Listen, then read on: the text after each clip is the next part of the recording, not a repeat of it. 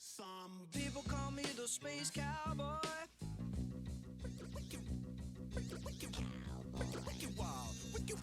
What's up, Crunchy? Give me 1 second here. Rough rider, no, you don't want nada. There's 6 gunning this, brother running this. Buffalo, buffalo, buffalo, no, no, no, no, no, no, no. Any damsel that's in distress, be out of distress when she meet Jim dress. Roughneck, so go check the roughneck. So go watch your step or flex and get a hole in your dress. Swallow your buffalo, don't let your neck react. You don't wanna see my hand where my hand be at. But James dress from the start of this, running the game. Artemis, taming the West. So remember the James. Now who you gonna call? Now who you gonna call? You don't wanna see my knee. If you ever wanna see my bum rush, break out before you get beat. Now when I roll into the Yes, yes it is. Alright. Yeah.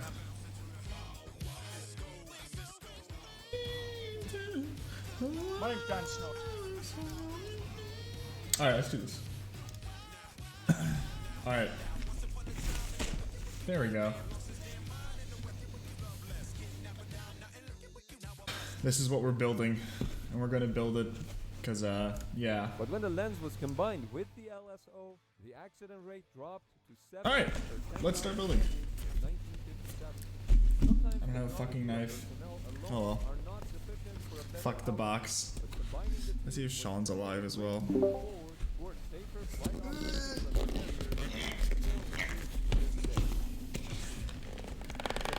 It's what the fuck? So, why is it so tight?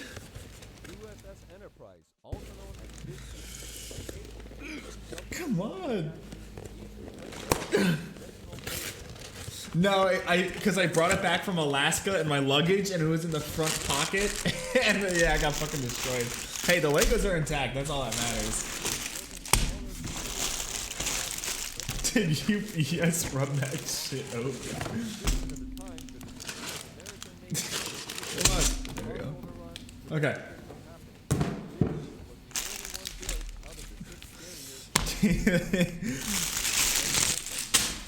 This. Alright. I don't know. Why is it so tight? Scout Trooper. Some of our favorite songs have since been profound, intimidating on-screen presence, despite the fact that you can't see their presence. Oh wow, okay, despite the fact you can't see their facial expressions, or maybe that's exactly why. We hope You'll enjoy recreating the intricate details that brought to the original designs to life at a scale that's easy to put together, practical to display, and beautiful to look at. Nice cock. And it's signed. Go and get your ride and take her back to base, Scout Trooper. Compared to Stormtroopers, Imperial Scout Troopers were trained for a wider variety of missions in service of the Empire and were famous for their reconnaissance and infiltration skills. Really? Where the fuck was I? We're famous for their reconnaissance. The helmet visor contained a state-of-the-art technology for maximum advantage in any terrain, ideal for patrolling the dense forest of Endor and to protect the Death Star shield generator. Get ready to dust off your speeder and bike and enjoy your building. And it has Scout Trooper shit, obviously. Alright, let me also... Okay. Bag 1, bag 2, bag 3. Welcome back. Alright, let's build this. This is probably going to take me like 3 hours. Yes. Unless I speedrun this build. What are you playing? What am I playing? Legos. Oh. Seeing yourself building Legos? Yeah, I'm building the Scout Trooper helmet. Hell yeah. Okay. Step 1. We're already stuck on step 1. Nah, have you seen the Star Wars Vision thing, right? What do you mean, the Star Wars Vision thing? A similar accident happened aboard USS Forrestal. A Zuni rocket was missing a safety pin, and during the switch, I need a square. internal power and electrical power surge Okay. caused the rocket to fire into the external fuel tank of an A4 Skyhawk. Oh, and I want to tell you about history. Go and check it. Ground forces in Okay. Vietnam, 1965. A brutal civil Step 1, don't forget it and drink a beer. It's only 10 o'clock. I can't start drinking now. communist guerrillas from Not with that overrunning the attitude. South. Not with that, yeah, not with that attitude. There's a common misconception that tanks, were not used very much in Vietnam. Alright, I'm gonna build this. Unconventional firepower to stop the guerrillas, God, this is some really weird Lego pieces I've never seen. but they face a deadly, determined opponent. The North Vietnamese, they knew what they were doing. Why itself the tank is vulnerable to guerrilla insurgent operations? All of a sudden the army What the fuck is it?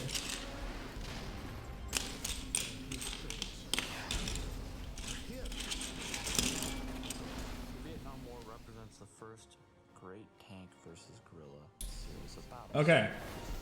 And then... Yay! Helmet's built. I wish. So you didn't get the Riot Trooper? No. I have... Oh, this one. This is what else we got. Yeah, Vader. I got Vader yesterday. And I still need the fucking Stormtrooper I might have to buy that one off Amazon. And the Imperial Pro Droid. And then I might just build this one on my own because this is fucking huge. But I got this as well. It's 2 a.m. Kill me, bro.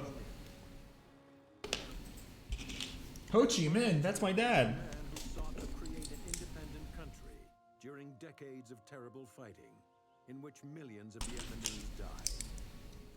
Millions. Throughout Vietnam, The Soviet tankers swelter inside of their KV-1. Until their tracks are repaired, they're stuck in the remains of a farming village, This is isolated from very the fight interesting. against I've never... fascists. As their driver clambers back into his seat, the tank is engulfed in a white cloud of smoke. And where there's smoke, there's German armor. Oh, no, I built that Another wrong. red tank Already explodes fucked up. as the gun carriage rocks back.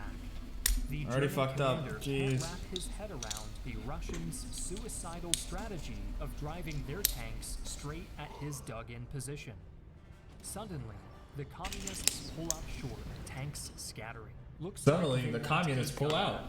looks like a real. Oh, dope. Vader, droid penis, the full collection. Almost. Watches, flabbergasted. As I literally yet just another need that shell fucking. whizzes harmlessly I by. need that The pilot Germans stormtrooper must helmet. be getting desperate if they're sending out crews that can't shoot.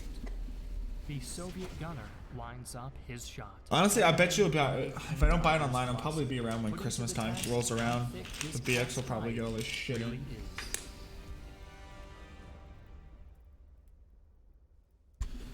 Hi, I'm Griffin Johnson. Hi, Griffin Johnson. Historian. Armchair historian. Success of our infantry squad videos, it seemed only I wonder, fair that we can you tackled stream a tanks. YouTube movie Today's if it's video, free on we're reviewing YouTube? Wait a set second, of that's a good fictional question. battles. Can you stream a free YouTube movie?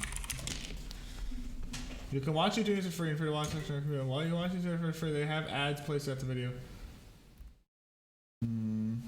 What are you doing? Looking? What are you looking for? Oh. I had PTSD from accidentally entering a room for I had an orgy party. Sheesh. Oh, interesting. Well, I guess nothing. Between Wehrmacht and Red Army tanks. Wehrmacht. Each battle will take Hi, I'm place Griffin Johnson. I'm gonna butcher how to say starting Wehrmacht. with Operation Barbarossa and And I'm claiming to be a historian, but I can't even pronounce that right.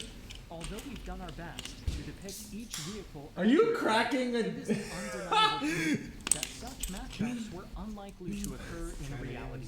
Oh my god, it's dead. Combined arms warfare and even isolated Can we tank talk? platoons would almost certainly be accompanied by infantry or other support. While we've tried to create reasonable scenarios for each of our battles, please remember that our primary purpose is to match up tanks and see how they perform against each other, not perfectly recreate historical engagements. Hi, my name's Griffin Johnson. I'm gonna be fucking useless. For research is never an easy task. Often we have to track. Did you down see that? What evidence the that needed fuck? for Did you research see is never that? an easy task. Often we have to track down old archives, Abort, abort. footage from the 1940s, or have foreign sources painstakingly translated into English. Fortunately, today's sponsor, Brilliant, is a website and app design. Gain key T links the. I hate ads. A Russian gunner blinks the stars from his eyes, wiping a thin trickle of blood from his face. Then a sudden hard slap brings him rudely back to his senses. It's the commander. The gunner shakes his head, reaching for a shell as he inches back to consciousness. Next to him, the driver strains against the control levers, poorly oiled hinges screeching their defiance. The Volyn Oblast is poor tank country, and the Ukrainian summer turns this T-26 into an oven with a gun. The My gunner god, slices T-26, what his fucking year is bullets, it? pulling him to his sight. The turret traverses at a glacial pace. Finally, target acquired. The gunner wipes another bloody trickle away as his concussed eye focuses in on a Panzer III. The commander barks the order. The Panzer crew braces as the Russian shell whistles toward And them. does Griffin Johnson not sign to a stare to a Into the Wall Ukraine. Street name ever? Yeah. The Panzer commander can't help but chuckle. Soviet gunnery at its finest. The German Wait, what did he say? shell whistles toward them, slamming into the Ukrainian loam. The Panzer commander can't help but chuckle. Soviet gunnery at its finest. The German gunner rams another shell home, focusing in on the stricken T-26. The young tanker gives his weapon an affectionate pat. The Russians are protected by just 15 millimeters of armor, far less than what their 50 millimeter shell can easily penetrate. Look at that Chad Time jerk. stops as the gunner squares his shot. See you busting fat clots in 4K, yeah. The gunner signals. The commander pauses. How did for he a catch you in 4K? orders the shot. Another Soviet tank falls before the mighty Panzer battalions. His reverie Death is in the shape of a handsome Italian.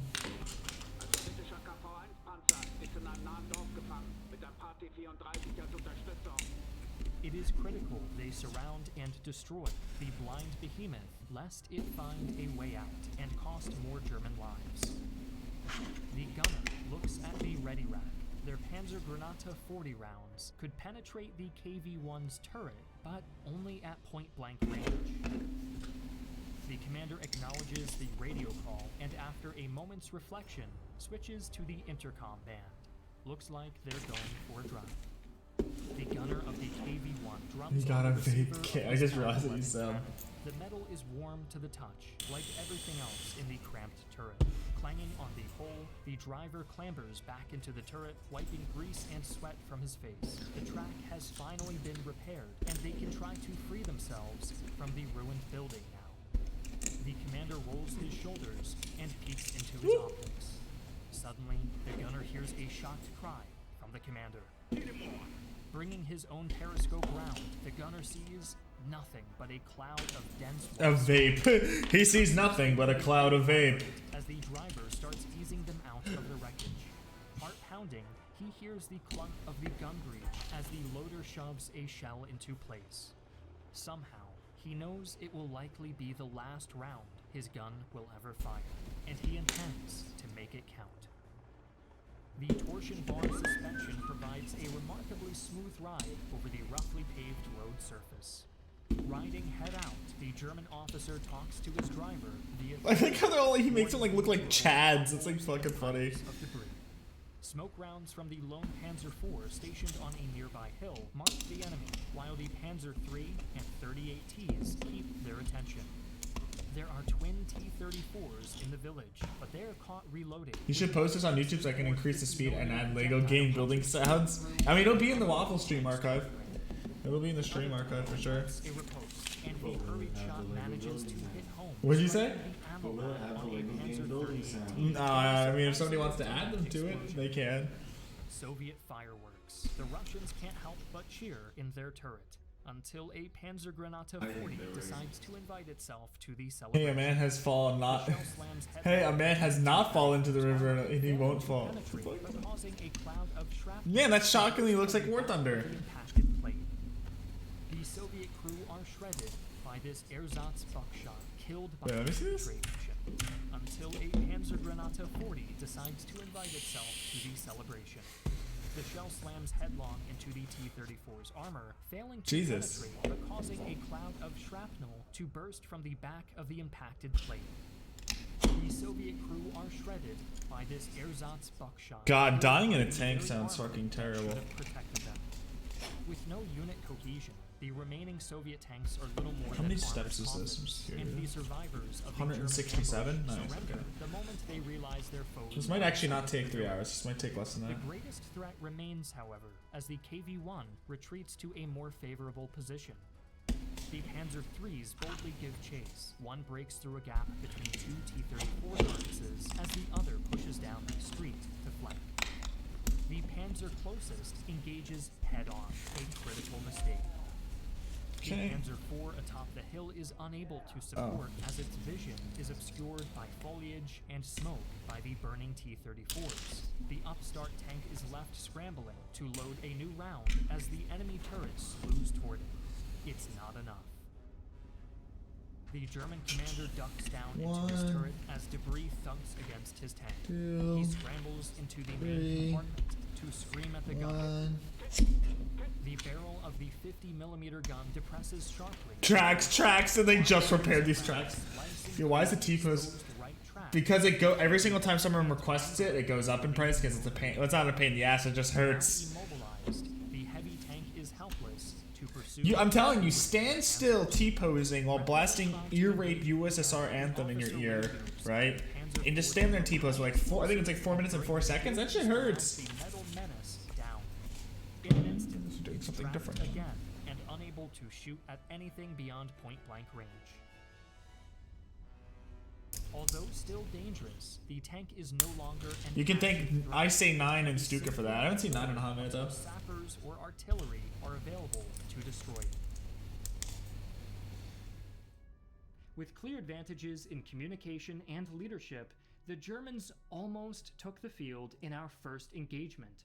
Only the superior durability of the KV-1 prevents us from declaring this a true German victory. During the initial stage of Operation Barbarossa, Soviet tanks were numerically superior, and some were better armed and armored than their German counterparts. But their advantages in very firepower interesting. were often undermined by a crippling lack of unit cohesion. The early T-34 models also featured such bad optics that some took dozens of hits from German 37mm. Daddy, no! Daddy, yes! Hoss Plane, thank you so much for the follow. Welcome to the Femboy Army. I appreciate it. We're building Legos. The few KV I think my computer is hogging. No! Oh! Daddy, yes! Oh! Erratic and gorgeous. Sheesh! Thank you for the follow. All with very interesting names. Daddy, no! Daddy, yes! Erratic, plain, and gorgeous. Thank you. Also suffered Thank you for from the similar follows. issues, while the BT-7 and T-26 models were too lightly armored to be used in the anti-tank How am I role. doing this? Oh, like this. German tanks were also lightly armored, but featured superb ergonomics and intercom systems that let their crews perform far better than their Soviet adversaries. But it was not all to be sunshine and sauerkraut, as the Sunshine and Germans soon discovered a sauerkraut. chilling Fucking A. fact. Well, pun As the intended. Russians suffered loss after loss, they were learning. It's a fine summer day in the fields of Prokhorovka.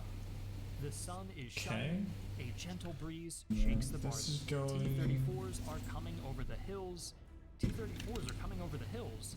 A German gunner sends a round flying from the barrel of his Panzer IV, lighting up a Soviet tank in a spectacular explosion. As the loader racks the breech and scrambles to bring a new round up from the ready rack, the gunner scans the horizon through his Yeah, okay. optics. A seemingly endless wave of red tanks have come to reclaim this territory for the communists. The loader gives the gunner a tap, and he lines up a shot on yet another T-34. A radio call echoes. Nice. That's already one bag done. Between their panzers and incoming targets, Bag 2. repel this mad Soviet charge. As he sends these shells flying, the gunner can't help but wonder. Arm reveal, bruh. Gliding straight Hey, I've done Lego builds before. This is my first one. I've done this before. We've built a lot of Legos on stream, actually. The commander anxiously grips his handrails, looking through his optics as the German tanks grow closer and closer. Another shot from that target. boy. Another one of his comrades literally blown away. It seems like madness, but this reckless charge has a grim purpose. Even with their improved 76mm guns, the T-34s have no hope of penetrating the heavy German Tiger tanks Okay. at long range. So their orders are to There it is. There's the scout trooper, everybody. But as he peers through his Bag periscope, 2. Alright, so I'm gonna start out with, what piece? the This muzzle is this one? flashes are far too dim. 1, 2, 3, 4, 5, 6, 7, 8. The commander 8. pulls his radio, 1, 2, 3, barking 4, in 5, order to 6, the 7, mass 8. of Cool. T-34s around him. Those are not Tiger tanks. Verstanden. Disperse and Oh, prepare that's a to piece of fire. work for it. That's a piece of work. The Soviet tanks peel off, breaking formation and pulling up at various ranges along the front.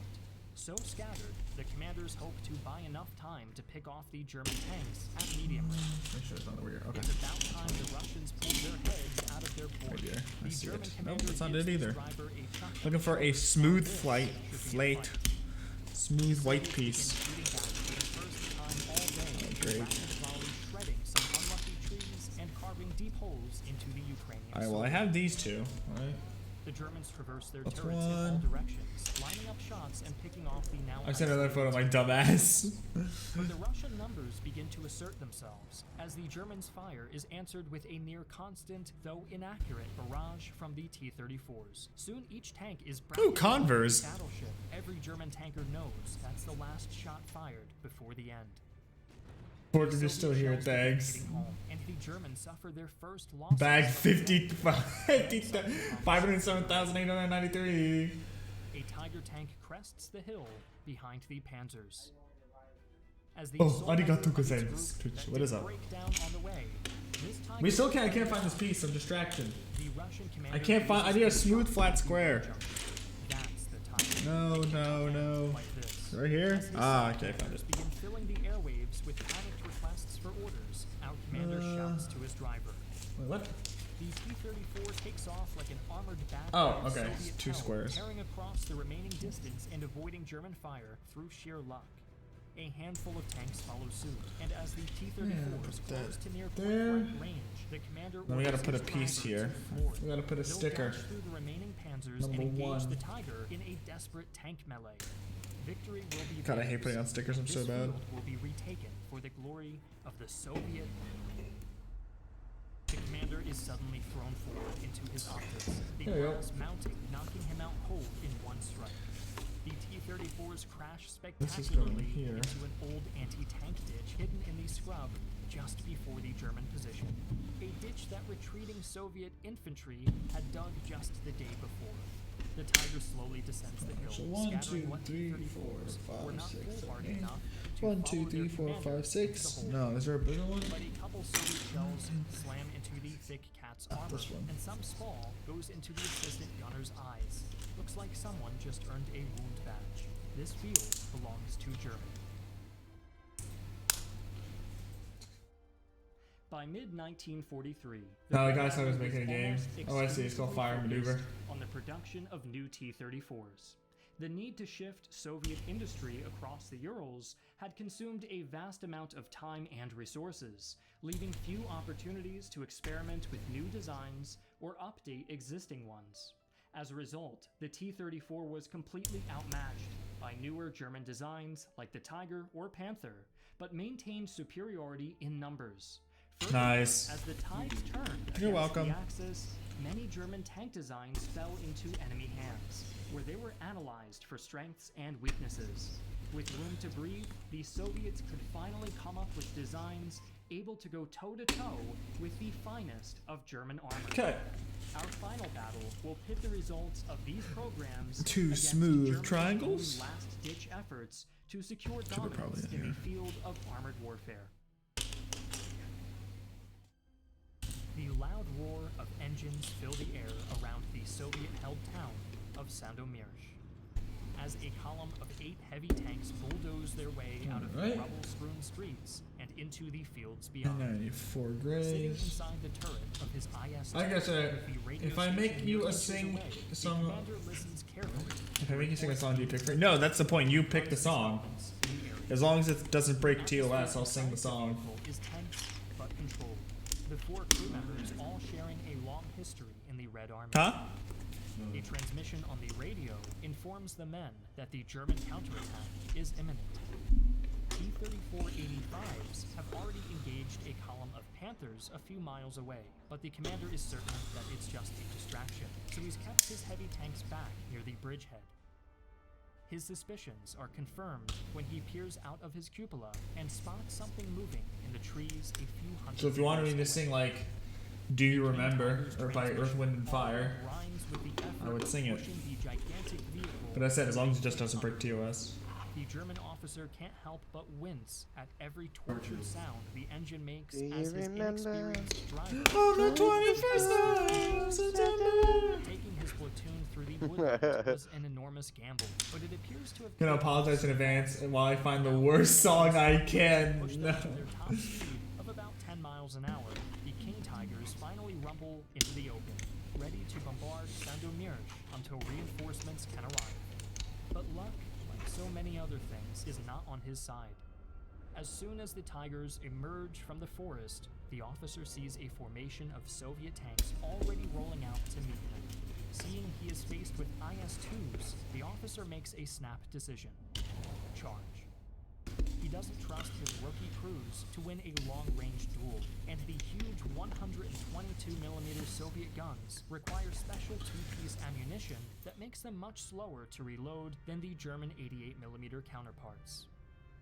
The 2 vehicles on the flanks launch smoke grenades for cover, while the others make Hentai radio God, shots that's a with good high song. explosive Hello. rounds. What's up, Lucas? The accuracy of his inexperienced gunners leaves Hello, more to be Lucas. desired. Hello. Best Okay, of times, what are we doing? Much less on the move, Yay. and the Soviet tanks react remarkably fast. None hit, but the shockwaves are felt through the holes of every vehicle. The sight of 5 Tiger IIs emerging from the tree line briefly shocks the Soviet platoon commander. It's an unexpected play, but years of fighting the cunning Germans has made him quick to adapt. Fully expecting his first salvo to miss, he takes precautions by ordering his gunner to wait for the smoke of the volley to clear, then adjust his aim accordingly. Now the enormous gun breech violently flings itself back towards him, the 122mm shell landing just 2 feet from its intended target. Luckily, it was a high explosive round, and the 3.6-kilogram warhead turns the left track of a King Tiger into metal confetti. The enemy formation collapses, the other tanks either grinding to a halt or swerving to avoid further aimed fire. Only the 2 leading vehicles stay together, presenting their sloped 150mm thick frontal plates toward the enemy. Now the Soviets must endure the fury of the German KW. Now I gotta put these on. So I need these gray ones go towards the front. The near instant immobilization of one of his tanks only serves to further dishearten our German officer. But the Soldat draws upon his last reserves of resolve and begins shouting his formation back into order. His gunner's hands shake as they align the sights on target. And the first armor-piercing round falls hopelessly short as a result. As the loader slams the next round into the breach, the gunner takes a deep breath and aims more carefully. This time, the projectile strikes true, striking an IS-2 in the turret facing and cleaving straight into the armor. The sight seems to inspire the other crews, and soon the Tigers are firing in a steady rhythm, easily managing 3 or 4 shots every one sent in return. In moments, another IS-2 is destroyed, then another, and for a few minutes, it seems as if the tide has turned. But then, 2 122mm shells strike a Tiger II in its upper glacis plate. The armor holds, but the welding points don't, and the entire plate slumps downward almost 6 inches, leaving a giant gap. It's the last straw for the rookies, and the 2 undamaged Tigers both start to reverse back toward the tree line. But one unlucky Tiger begins to shake violently, belching acrid smoke as its engine gives its last metallic wail. Cursing his terrible luck, the German officer tries to rally his men, but is interrupted by a new message. The Panthers, acting as a distraction a few miles away, have been overwhelmed. And there we go. Alright. Reinforcements have not arrived. Maybe the time of the thing. No! Can I be horny again? Maybe. As long as you don't scare away viewers. Isolated and outnumbered, at least 5 to 1, his gambit has clearly failed. All that's left is to go down fighting.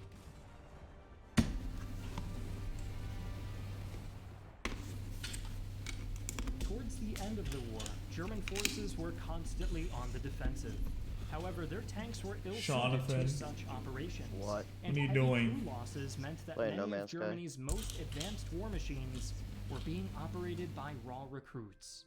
Meanwhile, the Red Army had developed its own corps of battle-hardened veterans who had learned from their mistakes and knew how to fight back, even when faced with superior opposition. The adoption of new guns, such as the 122mm for the IS-2 and the 85mm for the T-34, also gave Soviet crews a fighting chance against even the heaviest German armor. German tankers were constantly tasked with near-suicidal missions, while shortages of critical alloys meant that inferior substitutes were often used in the construction of their heaviest vehicles. Huge lumbering tanks like the King Tiger also lacked mobility, preventing their commanders from engaging in the fast, adaptive tactical maneuvers that had defined their successes during the earlier phases of the war. In the end, Germany was simply outnumbered, outgunned, and outthought on every level. Nice. Let's see, what else we got?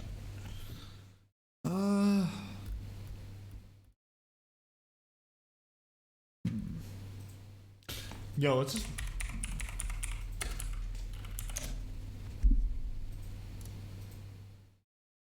They have a free section, I know they do.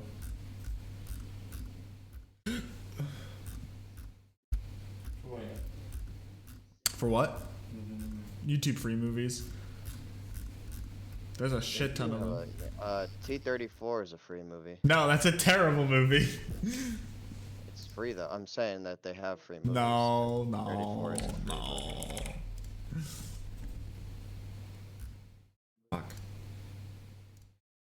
I know how I can find one. Hold on.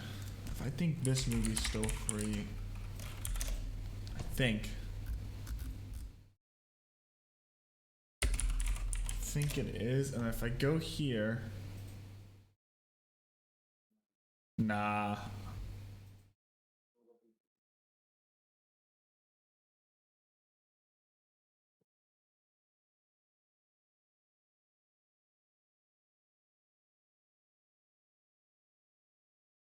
The unfortunate side effect of fucking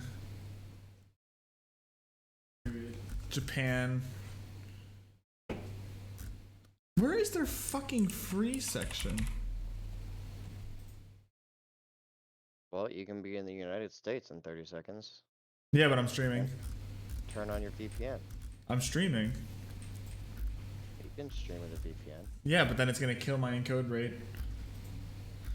Oh, so it's fucking gay. Sure.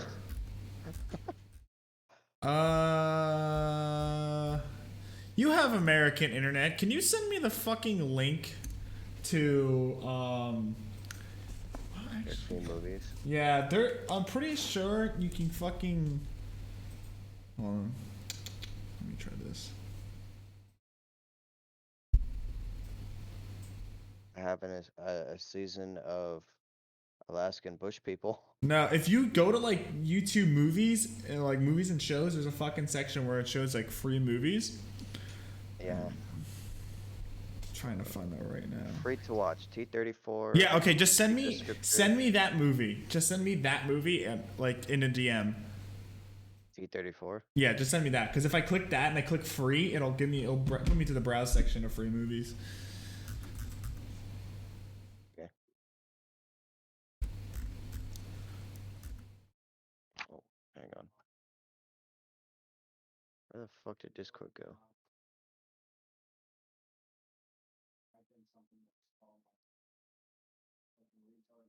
Dubbed version.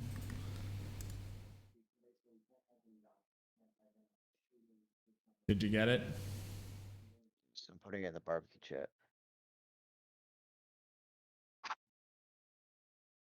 Okay. Wow, way to fucking be, YouTube. It's not available in your country? Yeah, way to fucking be. Yeah, there's tons. I know there is because when I was in Alaska, I was watching a fucking bunch of free movies.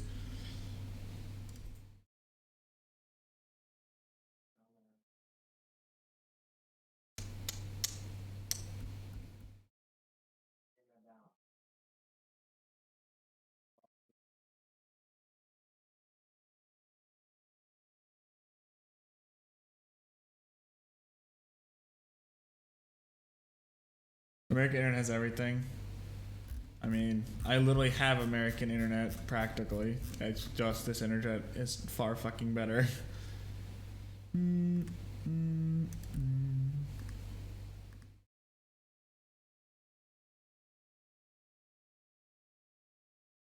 I found something I wasn't surprised at all, as antithetical to fun as Bro.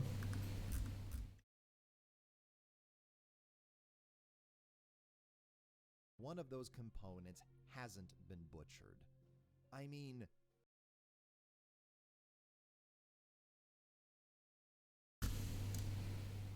Try this movie. Lone Wolf, it's not gonna be. Yeah, they're all unavailable. Fucking jeez. That's a fat ripperoni. Well, I guess we'll just continue watching I Binged iCarly. Fuck it.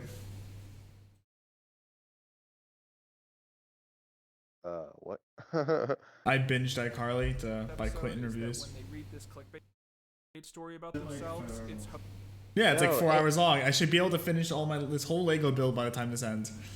Hitman: The Final Fight is free. It was dog shit, but it's free. Velocity.com, which I think is What did you miss? We're watching iCarly. Oh, I Binged iCarly. What? Sylvester Stallone's Over the Top 1987 is free on YouTube. Never seen it. Of her life, so they eventually get in You've never contact seen with Fred and drive Over to his the home Top? in Idaho to meet The arm with him. wrestling There one. they meet Lucas Crookshank, the creator of Fred, who asked Freddy to take back his It's a good statement. movie, you should watch it. Freddy You're a good refuses, movie. saying he has to stick to his principles even when they're thank you. not popular. Is that a compliment? Takes him into another room and beats him with a tennis racket. Hey, it's Fred! That's how old this episode of iCarly is, that there's Fred in Never it. really had any issue with iCarly, and furthermore, that he Absolute filth of a director for iCarly, though. Oh, he talks about that. He talks about that, like, because you probably, last Lego build I did, we watched this up to literally this point, this 2-hour point. And literally, Quentin talks about how fucking, the director for iCarly is obsessed with feet. And he shows, like, all these scenes. He's like, look at all these scenes with feet. He's like, we don't need these. Literal humans. Literal hand scum. Human scum. Character. He merely created a fake beef between them, instigating reaction, because it led to the popularity of both Fred and iCarly to skyrocket. Lucas and the gang become friends, they film an exclusive Fred video, and all is well between them. Another episode surrounding the internet can be found in Season 1, Episode 3, I Owe You, aka the Patreon episode. AKA the Patreon episode. Over her rampant borrowing of money from the two of them, resulting in her promising to pay all of it back, despite the amount being so high. That week, on the web show, Sam jokes that if people want to help, they can send her cash via Ridgeway Middle School. Later that week, Carly and Sam are called to the principal's office, as it turns out that the school has been receiving thousands of letters I'm retarded. from fans, all Jesus sending Christ. money directly to them. The principal says that they have to send all of it back because, quote, "You can't solicit money from kids over the internet. It's against the law." No, Yeah, there's quite a lot of features. The actress who played Sam straight up quit acting. Yeah, I know. From kids. That's why she wasn't in the new one. Acting like everyone who uses the internet is 11. And Miranda Cosgrove be like, it's just normal. Like fucking doing the new Paramount Plus fucking iCarly. Consistently illustrating adults as being fans of the web show. They're forced to send Also, Cops is coming back to TV, but it's gonna be on Fox Plus or whatever the fuck it's called, and I'm buying that shit just so I can watch Cops. Cause they got rid of Live PD. Fucking Cox. Literally my favorite television show, and they got rid of that shit. Terrible. I was literally paying $70 a month to watch it on Hulu Live, just so I could watch Live PD. I was literally paying $70 a month for a fucking show. And I fucking canceled it because of dumb shit that I can't say because Twitch would fucking hurt me.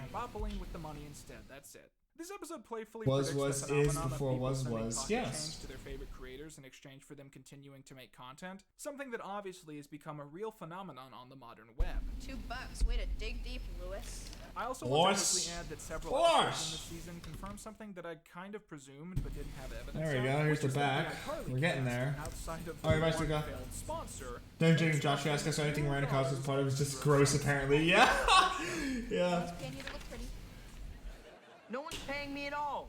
I thought I would throw this detail in for any people who think that Carly is the one paying rent, or the people who joke, wow, that internet money must have been good, which, like, no, it's not good, because they literally don't make any money. Like most sitcoms, iCarly revels in the ability to introduce a character and then bring them back on occasion to build up a sense of continuity. And of course, the biggest example of this is Neville Papperman, their Neville Papperman! who appears 4 times throughout Season 2. The first time was in the Christmas alternate reality, the final time is in the finale, which we'll analyze near the end, and the other 2 times were in episodes surrounding his epic plots of Rude.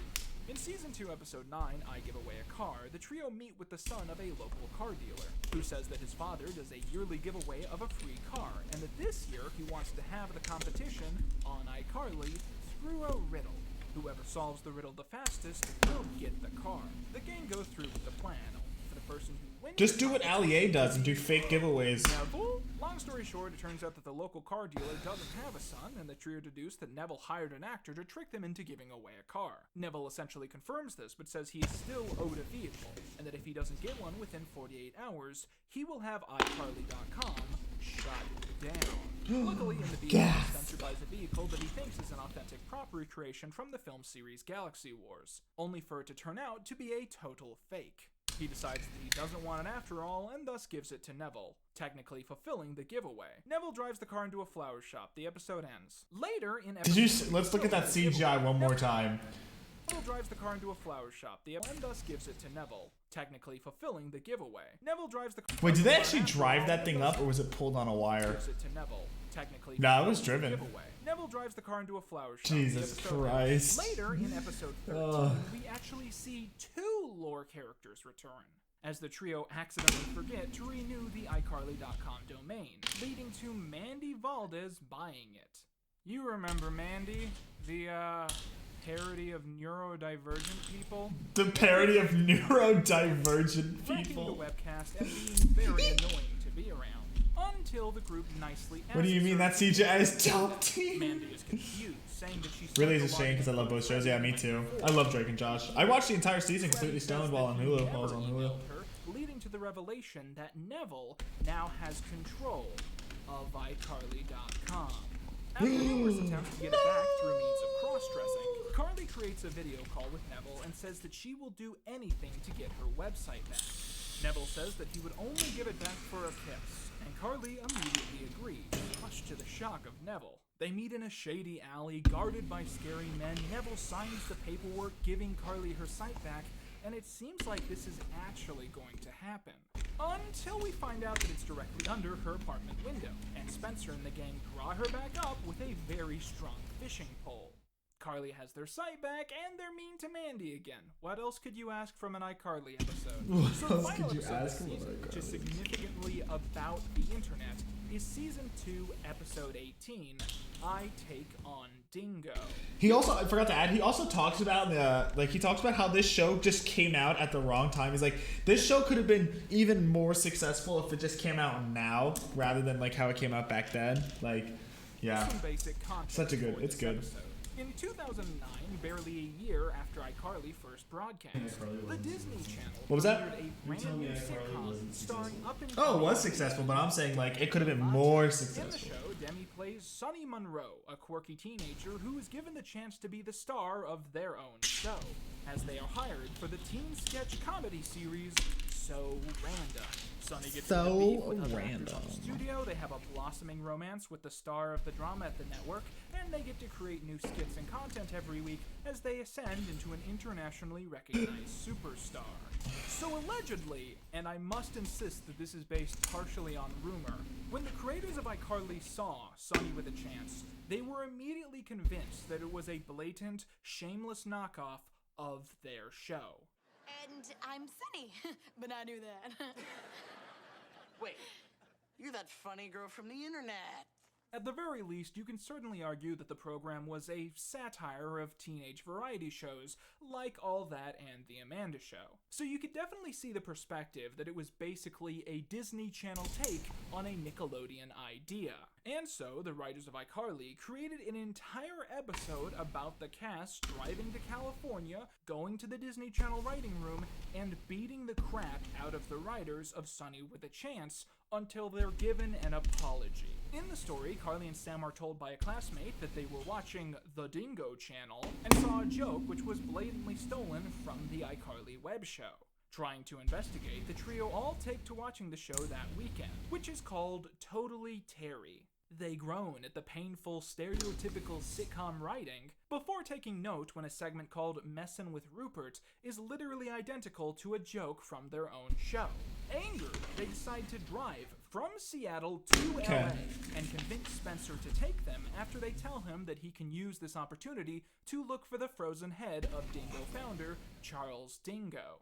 At the network, the writers of Totally Terry insist that it is not a ripoff of iCarly, saying that all similarities are coincidental, despite there being a board in their office which literally reads "Ideas to Steal from iCarly," alongside at least one person on the staff accidentally admitting that they do take ideas from the web show. They're thrown out after Sam continues to hit one writer with a sock filled with butter, but while Sam and Carly were in the writer's room, Spencer and Freddie actually managed to find Charles Dingo's head. And coming back the next day, they threaten to leak photos of the head to the internet if the writers don't stop stealing ideas from their show. They also force the writers to appear on iCarly wearing bikinis and to fight with dog food. This show is weird sometimes. Okay, so we have now covered all of the This show is weird and all of sometimes. the internet episodes. So I would like to now voyage into a different subcategory, which I guess is probably what the show is most known So it wants to go over that the edge? teen drama or does it wanna school go with the drama edge? episodes. These are episodes which either focus on drama happening within the lives of the characters or are set entirely at school. Oh, I'm Now, missing a a few of these piece. episodes do cross over Wait, into what the being fuck? Spencer episodes or featuring the internet in a significant way, but for the most part, I think all of the episodes we're about to talk about fit best in this category, Oh, yeah. and I imagine you guys would agree. So let's start things off. What the with fuck? Season 2, Episode 8, I Kiss. If you sat Hold on. down with 12-year-old me and you forced me to pick my favorite episode of iCarly, I think I Kiss would be the one, mainly because it was the first bona fide Freddy-Sam ship episode. And as someone who sat down to watch the pilot episode when it first premiered, I always wanted these two characters to get together. And for someone watching this What did I video do who has wrong? no context about the show, who's only learned about the show through this video, that must sound crazy. You must be saying, why would you ship these two characters together? She literally physically assaults him every other episode. And to that I say, well, Am you I know, actually I'm missing a watching Lego sitcoms. piece? The fuck? I really liked watching sitcoms. Back then, they were a bunch of free ones that had been uploaded to YouTube, and I used to binge the really obscure ones. And my favorite So here's my sitcom trope at the grades, time right? was the two characters who hate each other in the pilot episode and get married in the finale. And so when Oh. Freddy and Sam hated each other's guts in the pilot episode, I said, hey, they gotta get together by the end. It's sitcom gospel. The other reason I remember I Kiss so fondly is that it was my first experience with like an event sitcom episode that I got to see live. Like my dad used to always tell me about sitcom events from when he was a kid where he was just proud to have been there to see them. Like he would always Okay, now go it like, makes sense. oh, I was there when the Fonz jumped the shark. Fixed. I was Jesus there when Christ. Mr. Drysdale and Mr. Haney went on a crossover road trip up to Sanford and Son. And you know, it's like, you know, anyone born after 1978 doesn't know what any of those words mean. But with this episode of iCarly, I felt this swell of pride that I had actually been there. I had seen this amazing piece of television. I was saw getting an that, thinking episode it. where Sam and Freddy kiss. But does the episode stand the test of time? Well, let's find out. At the start of the story, Freddy enters the Shea household in a flash. Bag revealing 3. that for We're one almost of the done with first this fucking times ever, head. He has pranked Sam. We have 2 more bags left. For pranking him. As she storms How many in, pieces breaking was the this lock on build? the door, we find out what that prank was. Being handcuffed to Gibby. Sam, enraged by this, That's only even 471, no wonder why. declares How many that pieces is Freddy this? has gone too far, and that soon she will find the most sadistic way to get back. Interesting. A while later, after things have cooled down, the trio are hanging out on the iCarly set when the topic of first kissing comes up. Each kid discusses their memories of the first time until Sam Yeah, we're building the is through, base. and Freddy makes an odd admission. Fuck, I hate build. I remember building the base as a pain and a dick. Anyone.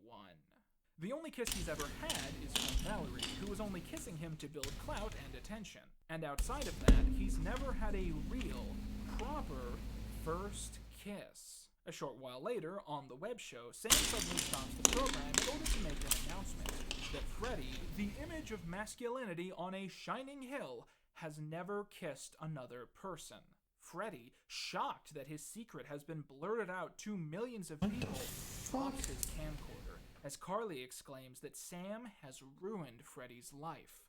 Freddy is mocked for this situation everywhere he goes, being laughed at by students and treated even worse online. And eventually, he stops coming to school, and then to iCarly practices. Carly confronts Sam, saying that she's ruined Freddy's life and that there's nothing she can do to take it all back. And as they do iCarly alone, Sam again hijacks the program to make another announcement. It's not a big deal that Freddy hasn't had a first kiss, and she should know, because she hasn't had a first kiss either. Ew, she's a virgin! Carly commends Sam for lying to make Freddy look better, only for Sam to admit that she wasn't lying. She really has never had her first kiss. So who wants to play play a brand new game here on Film Reviews iCarly. I do. I call it, was this line written by a woman or a man? Oh my god. Shocked? Well, yeah, but just because you always seemed so willing. I wish I had an answer to that riddle, but when you go to the Wikipedia page, the name on this one's just static. I don't know why this keeps happening. So Sam goes to Freddy's balcony, where he's been camping out all week, and they talk about the latest episode of iCarly, which he has made sure to watch despite not being involved. And as they sulk in their mutual lit celibacy, they both seem to think of the same crazy idea at the exact same... No, not you. Oh. Sorry, you would have seen my face. We can't have that. In time. I was just gonna say that we should kiss. And against all logic, everything we know about this show and these two characters, it actually happens. In the show, was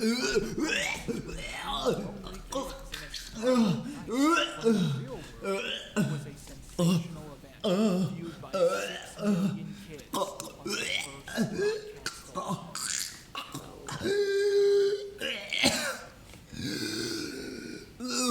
Good, homie. I just watched a guy and a girl kiss. Right here was the reason people watched iCarly. I mean, the show was fresh. Is this like that new iCarly show? No, silly. This is your iCarly show. God. Are you watching the stream? There are a few more episodes about the love lives of these characters, but let's take a breather for a second. Silly goose, Sean. Season 2, episode 19 is The new iCarly was dog shit, you said? find a place in the minds of people who saw it. That's what I heard. In the story, the famed Locker 239 becomes up for grabs after a student moves away from the school. I don't know. I haven't watched it. I havenven't gotten to that part of this episode of the show yet. To be 4 times as big as a regular locker, and to decide who gets it, a competition is held. A tube in the hall is filled with fat cakes, and whoever can accurately guess how many are inside will be given the biggest locker in the school. Freddy uses complex mathematics to estimate how many could potentially be inside. Sam immediately guesses because she knows her fat cakes, and Gibby rubs himself all over the container. In the end, the results are announced, and both Freddy and Sam have won the locker, meaning that they have to share it. This causes much strife until Freddy offers to buy Sam out of her half of the locker. Sam agrees, saying until Freddy offers to buy Sam out of her half of the locker. Sam agrees, saying that she was going to move back next to Carly anyways, and then Sam's mother drives her car into the building, destroying the locker and much of Freddy's equipment. Next we have Season 2, What the fuck? I Reunite with Missy. In the story, Carly is suddenly visited by... No, just the episode. Fucking crazy. ...earlier when they were both stationed at the same military base, who has recently moved to Seattle. No. Carly is ecstatic, immediately accepting Missy back into their friend circle. Missy begins inviting the group out to do things, but mysteriously sends Sam the wrong address. She then gives Sam expensive foreign chocolates, which turn out to be 20 years past their expiration date, causing Sam to become violently sick as Missy replaces her on the iCarly web show. Sam becomes convinced that Missy is trying to replace her, but Carly says that she's just being paranoid. However, when it's just the two of them, Missy tells Sam that she isn't being paranoid, and that she fully intends to... Yay, this part was a dick last time. So Alright, so I gotta put one. Best friend. Sam confides in Freddy, who says that he has no reason to believe her, although he seems to change his mind. Put them together. Meanwhile, at school, a competition is held wherein a single student from the class body will be allowed to attend the rest of their school year on a cruise at sea. Oh, who's stealing ideas now? Incidentally, who's stealing ideas? Has this many insanely amazing competitions? Alright, good luck. Who runs this place? Willy Wonka? Who runs this place? Willy Wonka? As we learn later, Freddy ends up winning, but gives his spot on the cruise to Missy. Carly overhears Missy threatening Sam. She finally believes her story, and we find out that Missy is very easily seasick in the final scene. With that, the next several episodes of iCarly that we're going to talk about are notable, mostly because they deal with some elements of the game's personal love lives. Starting us off, we have Season 2, Episode 41, I Date a Bad Boy. In the story, Carly ends up meeting a new guy who's moved into her apartment complex. And he is everything that a girl could want. He's cool, he's ripped, he dated Hannah Montana in an alternate universe. I mean, he's 2 fangs away from being the perfect 2010s dreamboat. Much to the annoyance of Freddie, who can't stand Carly dating such a seemingly perfect guy. But one day she goes home to his place and discovers that he collects Beanie Babies. And she decides that this is something she can't tolerate as it robs him of his masculinity. Which is absolute nonsense. I mean, can you imagine someone trying to say that there's a link between masculinity and having a fun hobby? This poor guy has found something that excites him, something that really gets him going. Shouldn't that be a good thing? But no! Higher than mighty Carly Shay, low random web show Carly can't handle a little bit of shelf fuzz. I'm just asking for some basic fucking respect for this completely normal dude and his cool hobby that isn't. Oh, these guests are killing me. The late I just work front desk had no idea how to fix the damn TV beyond turning it off back. Oh, Jesus Christ. That's insane. Femboy sounds moment. Sheesh. How do I? So I actually really like this episode. So that was like. Oh, okay. We're almost there. And the reason I put halfway there, living on my mom. It's my Carly retrospective, man. And you know, I've talked to a lot. Oh, halfway there.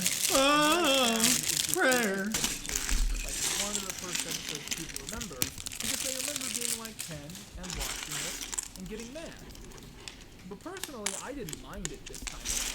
I don't know, I feel like sometimes I just struggle to live up to expectations. Like, oh, 2016, Quentin would have screamed at the TV and made a joke.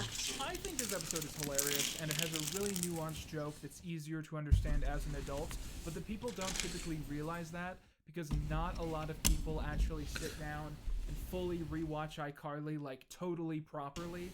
And there's a really good reason for that, but I can't remember what it is. You see, what really happens in this episode is that this dude steals Spencer's motorcycle, which Carly bought him with her sponsor money.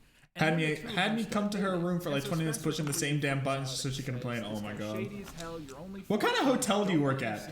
Like, is it like a Best Western, a Holiday Inn? Like, what kind is it? And so the joke of the episode is that A, this is not the kind of guy that Carly typically dates. He's nothing. Wish I could get guests out, I swear. I mean, you can. You can just pull the fire alarm. Making some microwave and it's like penis. Against the authority figure in her life to do so. Mac and cheese. And when she You sound like Weber Cooks. Do you remember Weber Cooks? I remember showing him to you. I remember Weber Cooks actually. Yeah, I remember I showed him to you. He's like, we're gonna make some nachos. And then like the one where he makes like spaghetti. He makes spaghetti in like the fucking microwave and then picks it, like puts his hands on the bowl without like somehow burning his hands. You work at Quality Inn, BRB. Collection of Beanie Babies. You don't remember what I'm talking about though? Yeah, I know exactly what you're talking about. George.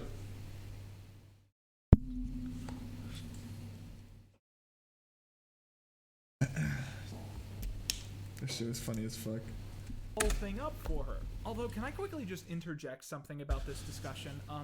If I started dating a guy and I walked into his bedroom and I saw that specific wall of collectibles, my first thought would not be, ew, Beanie Babies. My first thought would be, hey, what's that? In a tube over there, you got a little teddy bear that's dressed like Ronald McDonald. Okay, alright. And then right next to that, you have a symbol that was popularized by the people who orchestrated the Holocaust. What? And I saw that specific wall. Oh. That's Buntweiser. Buntweiser? What the fuck is the name of the German military again? That's their symbol. That has nothing to do with the Wehrmacht or Nazis. That's literally just an iron cross. Of collectibles. My first thought would not be, ew, Beanie Babies. My first thought would be, hey, what's that? In a tube over there, you got a little teddy bear that's dressed like Ronald McDonald. Oh. Okay, alright. And then right next to that, you have a symbol that was popularized by the people who orchestrated the Holocaust. I know that the Iron Cross was for some reason used by like punks in the 90s, but like do you think the prop department knew that? Or do you think they were like, hey, do you know who's really into Beanie Babies? Nazis. I want to mention Neo-Nazis. this real quick as like a quick aside. When I was doing research into like the iCarly brand, I found out that at one point, iCarly was featured at Build-A-Bear Workshop. And there was like this one purple teddy bear that was specifically supposed to be iCarly themed, and there were a bunch of accessories that you could take and put on that bear or different bears. You know, I looked into this and I saw it and I thought, well, okay, that's interesting, but that has no use for me. And then I thought, Quentin, what are you talking about? And so I wanted to really quickly show off my new Garfield plush. I call them iGarfield. They are Garfield wearing exclusively merchandise, laptop, zip. Anyways, if there's anything truly incredible that originates from this episode, it's probably Freddy's reaction to finding out that Carly's new boy toy is far from perfect. Yes! Oh, yeah! Griffin overhears them. Jesus Christ. Interested in having a girlfriend who won't support his hobbies. Carly thinks about apologizing, but sees a mirage of his plushies begging her to stay. And when he finally leaves, she decides that it was probably for the best anyways. This brings us around to I Make Sam Girlier. This is easily one of the stupidest episodes they've done so far. Like, it's not offensive for the most part, and it's not annoying, it's just a dumb idea that somehow got made despite being a really weak script. In the story, Sam has a birthday party with all of her friends and a boy she has a crush on, and is devastated when all of the stories told at the party are about her being tough, masculine, or scary, even from the guy that she secretly wants to ask out. Fretting over this, Sam confides in Carly that she wants to be more girly, and Carly agrees to give Sam a makeover. This episode is kind of weird in my opinion. I'm pretty sure every teenage boy and a lot of teenage girls who watched the show had a crush on Sam, so on that level, the idea of a Sam makeover episode is pretty stupid, but when you see the outfit that they put her in, it all starts to make sense. See, I have no evidence of this, but I'm pretty sure this is supposed to be another knock at the Disney Channel, because the way they dress Sam in this story is pretty much identical to how Disney used to dress their teen stars at the time. Anyway, Sam makes a declaration of femininity, saying that she's going to become cordial, clean, and presentable so she can get boys to like her. However, this upsets the power balance in school, because there's a mean, 6-foot-tall, 30-year-old pretending to be a teenager. So I'm no racial scholar, but I've been informed that this is a pretty stereotype of black women that existed at the time, that they were like these overgrown testosterone pumps. How many people were wearing Converse in that picture right there? They were like these. Dude, look at all the Converse. There's like so many people wearing Converse. They're all wearing the same shoes. Overgrown testosterone pumped superhumans who are scary to white people. I think this is made a lot worse by the fact that there are so few black women in iCarly, especially ones with speaking roles. The only other example I can think of from season 2 is a classmate they bring in for the web show, who they prank in an insanely lame way, and then they literally say, okay, haha, get out.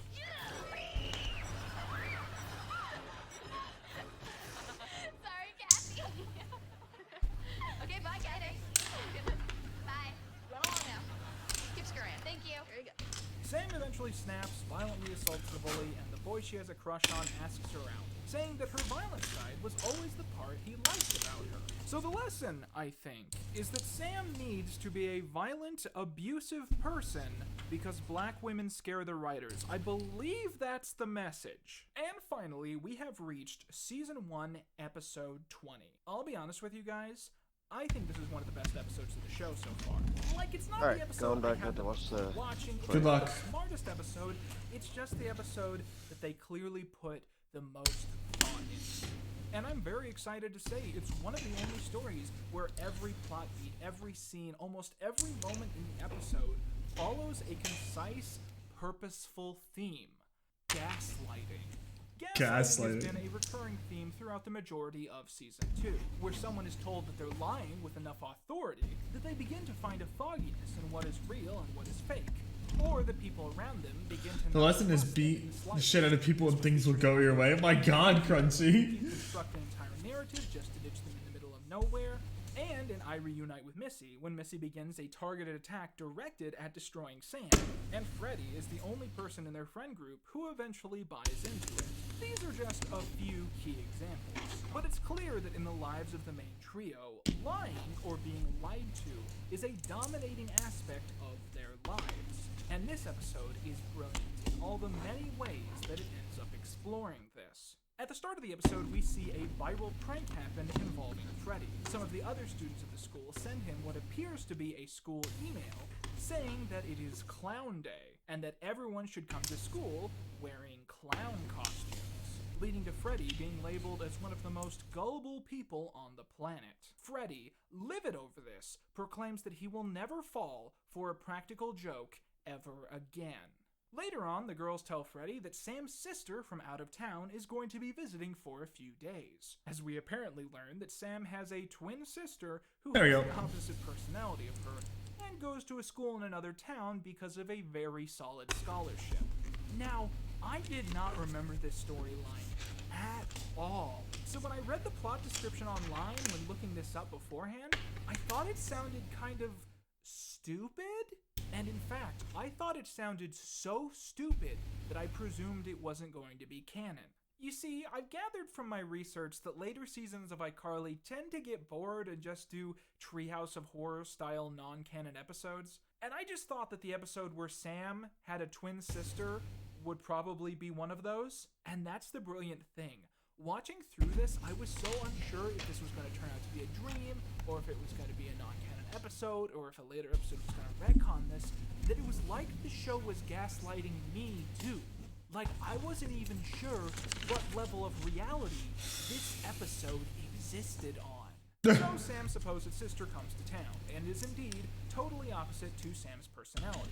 The entire time, we never see Sam and Melanie in the same room, and you kind of are waiting for the moment that Freddy buys into it, and everyone starts laughing at him. Also, I want to stop real quick and talk about my favorite side character that Season 2 introduces, T-Bow. T-Bow was introduced as one of the key employees at the Groovy Smoothie, a location in Seattle which was referenced constantly back in Season 1, but was never seen until Season 2. T-Bow's joke is mostly that he tries to sell things to customers that they don't want, typically with the visual of those things on a stick. You guys want some bagels? The reason I'm introducing this character here is I think this is the episode where he really stands out for the first time. In his cameo, he offers to sell Freddy pickles, and when Freddy says no, he immediately plays the race card. Why? You afraid of pickles? Scared to take a walk on the pickle side of town? No, I just think that pickles and smoothies don't really go together. Oh, well, pardon me for thinking that all foods and beverages could get along. And you know, maybe this is just me, but I refuse to believe that the writers came up with that joke. I am convinced that that is something that Boogie came up with on the spot because it's that brilliant. I mean, it literally elevates a one-bit cameo character into something that you actually want to see more of. I understand that when Gibby becomes a main character later on, T-Bone basically gets upgraded to Gibby's old place in the dynamic, and God, I am so excited for that because he really is the best. Anyways, meanwhile, in the B-plot, a similar story with similar themes begins to play out. For a bit of context, Spencer has numerous encounters Gaslighting? with a boy There you go, Sean, making who up lives in words the again. complex Jesus and Christ. eventually becomes his rival. First, in episode 4, Spencer takes over Lubert's doorman position after the iCarly gang accidentally blow him up. I know that sounds like a pretty insane story to just gloss over, but there's another Lubert story in Season 3, so I want to talk about both of the Lubert episodes together. The point is that Spencer gets this kid in trouble for playing with a racquetball in the main lobby, leading to him being grounded by his father. And after that point, oh shit! We got the first cheek At the side. end of the story, he calls a group of truckers that I'm sure it'll get better because we still gotta build like the overarching roof. several large men assaulting Lubert by mistake Yeah. at the end of the story. Later, in I Reunite with Missy, Spencer accidentally locks himself into the apartment complex's basement for several days. And when Chuck finds him, he watches over him and sprays him with what is implied to be human pee. Chuck gets grounded for this too, and he and his father storm upstairs without letting Spencer out. In one strange web-exclusive video, Chuck then tries to get revenge through the unique tactic of strangulation. Oh my god, my trachea! How you grab my trachea? Anyways, in this story, Spencer comes home to discover that Chuck has become a new student that Carly is tutoring in math. Spencer insists that Chuck is sadistic and shouldn't be in their home, but Chuck continues to act like a perfect angel around Carly. However, he secretly uses his access to the Shea household to break everything in their kitchen, which Carly again doesn't really seem to believe is happening. He then sprays Spencer with a liquid that is, again, implied to be something meant for the bathroom, and even then can't convince Carly that something weird is happening. Eventually, he's able to record proof that he isn't lying, causing Carly to come up with the perfect idea for revenge. Returning to her tutor duties, Carly introduces to Chuck a brand new number which has been inserted between 5 and 6, tricking Chuck into doing all of his math in base 11, meaning that he, of course, fails the test. Spencer suggests math camp to Chuck's father, meaning that he has now taken away the boy's entire summer. Don't you see how it all fits together? Chuck was gaslighting Spencer, Carly gaslit Chuck, and now the only question left is, are Sam and Carly gaslighting Freddy? To put the question to the test, Freddy asks Melanie out on a date, and much to his surprise, she says yes. He tries all night to get her to admit that she's just Sam in an outfit, and during a slow dance, Melanie kisses Freddy on the dance floor, causing him to become quite flustered. Yes! Or we'd never do that again. The next day, Freddy lectures In the Star Wars movies, this is how Scout Troopers are supposed to talk to go. That's how they talk. There he is, get him! They just move their fucking flaps. Really was real the entire time. That's how Scout Troopers talk. Like I said, this is easily one of the smartest episodes in the show so far. But what's funny is that I remember so clearly the Durf storyline, but I do not recall the twin side of the episode. And I think this is because this is one of those episodes that I would typically tune into just for my favorite parts. People forget about this now that we're in the age of streaming services, but the weird thing about satellite back in the day is sometimes you'd be flipping through channels, see an episode of a show that you'd already watched, and you'd turn it on just for the part that you really liked. So I feel like I've seen the Durf scene 100 times, yet the rest of this was pretty much new to me this time around. But I did kind of feel myself revert back to a child watching this for the first time. Thank you for the Star Wars lore. Oh, great soothsayer of the skies. The fact that Freddy accidentally told another person that he kissed Sam, which is supposed to be a secret, and you start thinking, ooh, when is he gonna slip up? When is he gonna tell someone that little gem? Anyways, before we move on to the crime section of this season, it's probably most logical that we end this bit with the season finale. I fight Shelby Marks. In the episode, the trio watch a pay-per-view match of their favorite fighter, CFC competitor Shelby Marks. CFC, nice cock. Is quickly proving herself to be one of the fiercest competitors in the Octagon, and the iCarly gang put together a tribute to her on their web show. Carly says that she could easily kick Shelby's butt, only to immediately take it back and say that she's only kidding. This suddenly goes viral, as a remix, taking Carly's words out of context, gains 500,000 views overnight. And I think this is a great time to play another exciting game of was this line written by a woman or a man? And I'm getting curvier every day. I know. Eyes up, dude. Much to Carly's horror, she opens her... I know. Eyes up, dude. Much to Carly's horror, she opens her door after this, only to see Shelby Marks waiting to see her. Carly runs in fear and hides in her room. only for Spencer to drag her back down to hear Shelby out. Shelby's manager is interested in holding a faux match between Carly and Shelby, believing that the novelty and publicity of this event could be Oh a my big God, deal dude. both for Shelby's career and Stickers are the iCarly fucking web show. worst. And come on, holding a boxing match between a professional athlete and a washed-up internet star? That's just silly.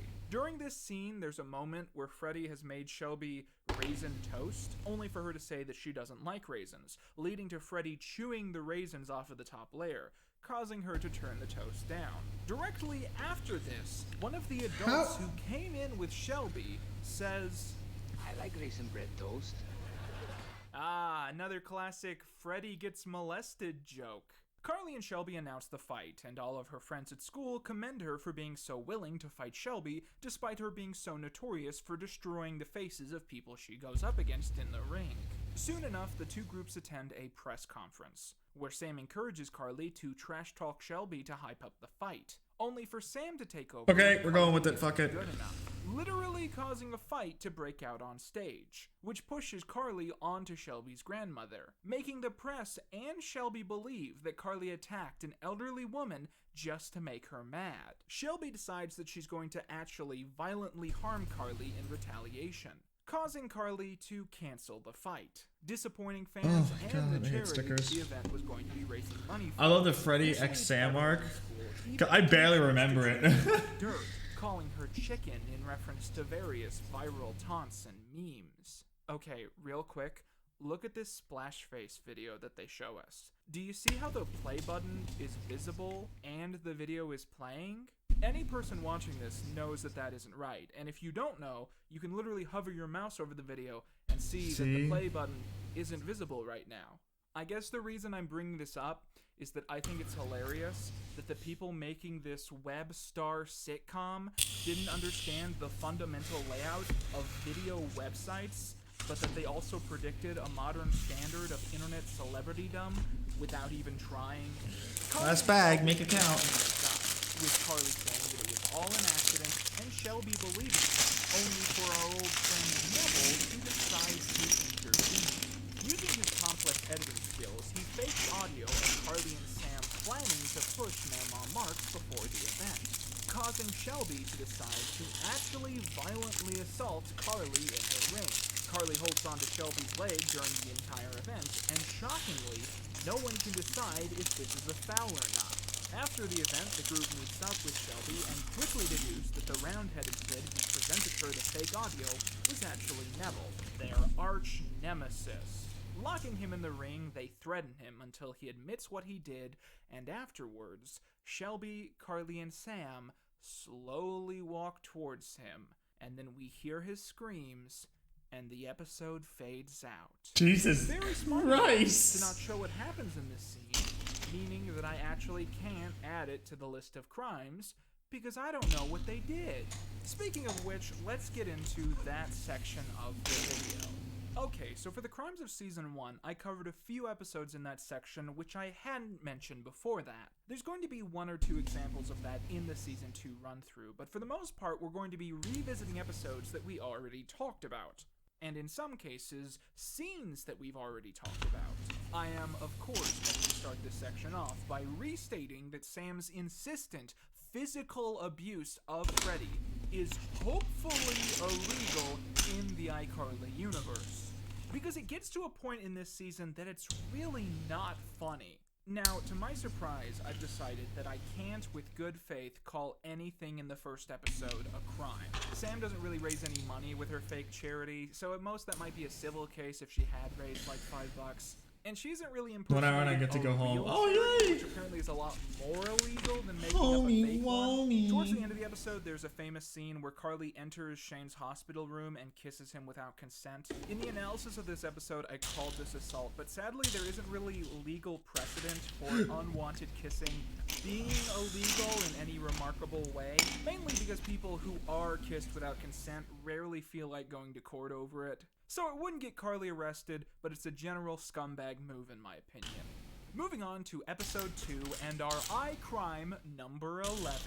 In this episode, Freddie has decided not to forward a haunted email, which is a very 2008 sentence. And he sees numerous things in his life go wrong because he's supposedly cursed. It later turns out that everything that went wrong was actually the result of Sam secretly doing those things. This means that Sam did things like destroying Freddy's laptop and loosening the bolts on his bike so he'll have an accident and potentially fall onto the road during heavy traffic. At this point in the show, you really start to wonder why Sam actively tries to sabotage her own internet career by destroying technology that Freddy uses almost exclusively to maintain her status online. We discover iCrime number 12 in Season 2, Episode 4, the one where they blow Lubert up. Again, we're going to talk about this episode a little later, but for now I'll say that it's very explicit in the episode that if they don't... Daddy, no! Daddy, yes! Thank you again, Hoss, for another follow. Mainly it seems like Lubert is just too stubborn to play that card, because at several points in the series, it really does come across as Lubert gets some kind of kick from this rivalry that he has with the rest of the cast. Also, in this same episode, Sam pants Freddy in the hallway of their middle school. Now, this might sound confusing, but based on my research, Sam could potentially be charged with indecent... Daddy, no! Daddy! Who is making these accounts? Exposing yourself or someone else in a way that is lewd or obscene is considered indecent exposure, and is thus a misdemeanor. All the law really needs is an eyewitness, which sadly for Freddy and Sam, there seems to be quite a few witnesses to this event. So that's iCrime number 13. In Season 2, Episode 5, Spencer is shown using a massive bat. Daddy, no! Daddy, yes! Alright, whoever's making these accounts, stop. Please stop. She can't get her Prius to start. So that's iCrime number 14. This episode is also the event story where Daddy, no! Daddy, and is thus one of the more interesting cases in the series, because they're not only visiting another city, but another country. So I asked both Noah and Scott to chime in on what they think is illegal. Daddy, no! Daddy, yes! Because I'll just start banning them. I mean, I'll just start banning them, honestly. Because that's 1, 2, 3, 4, 5, 1, 2, 3, 4, 5, 6, 7. 1, 2, 3, 4. 1, 2. Yeah, that's 8.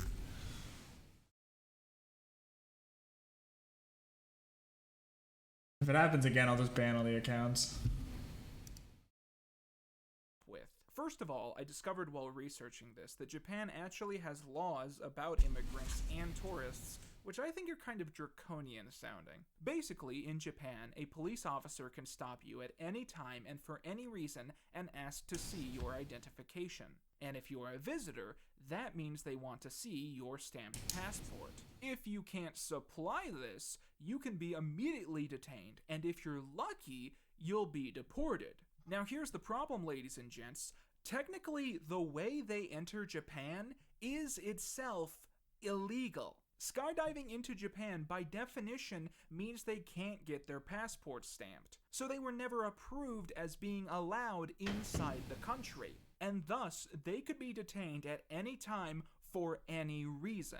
For instance, the scene where Freddy's mom and Spencer have to run back to their hotel naked, or the scene where Sam steals a police officer's handcuffs, or the long scene where they're trying to break into the awards show despite not having a pass to get inside, and all while you're inside of a country that operates off the principle of guilty before innocent. So let's go ahead and round the crime meter to like 18 or so. Jesus Speaking Christ. of stories set outside of Seattle, in this section I would like to very quickly mention a piece of iCarly media that's actually pretty rare. That being the character. I gotta do this 4 times. Kids' Choice What? Awards 2008.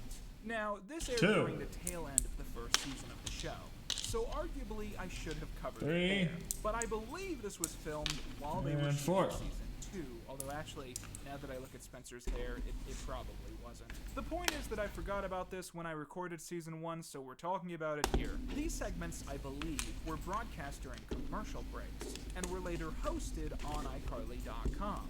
Now, an interesting fact is that when I was working on this section, I found out that most of this was considered lost media. However, I saw a What did I say?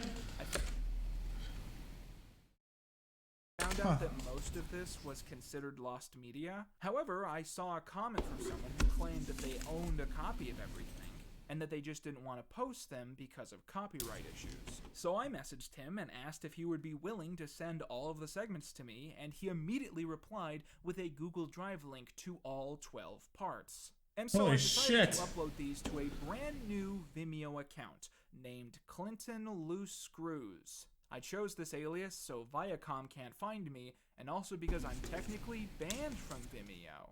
Anyways, I just wanted to send a big shout out to the guy who sent me all of this, Race Olympics, who actually has a YouTube channel where he builds racing tracks for Hot Wheels and marbles and sees which one. What did that say? Where he builds racing tracks for Hot Wheels.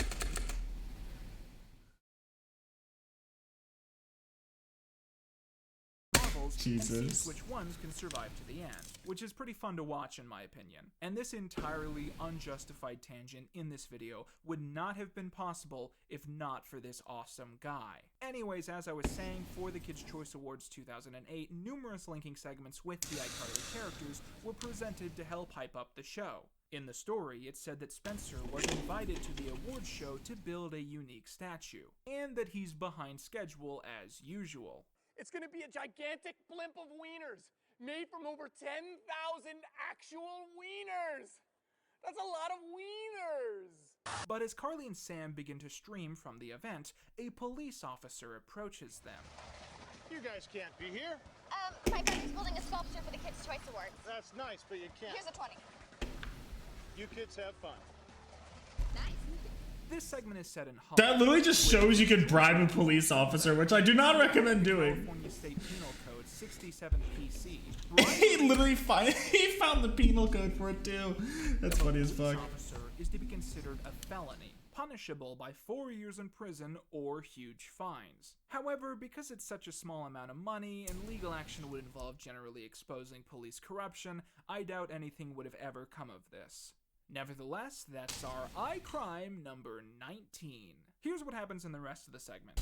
Carly, Sam, and Freddy play a game of identifying celebrity tongues, with Carly proving to be so good that it makes everyone uncomfortable. Spencer runs out of hot dogs and tries to steal some from the craft table, leading to the craft services lady chasing him throughout the building. Later, Spencer takes a breather from building his statue to break into Jack Black's dressing room. Hey guys, now as you know, Jack Black is hosting this year's Kids' Choice Awards. And I've sneaked away from my sculpture and I'm standing in Jack Black's actual dressing room. Look! There's Jack Black's leftover bran muffin, which is really good for a celebrity's digestion. Woo! And this looks like Jack Black's actual underwear. Some very exotic boxers. What else do we got? This is Jack Black's private dressing room. Thank you for telling me that, sir. You are in big trouble, buddy. Only if you can catch me! Back to you, Carly and Sam! Ah!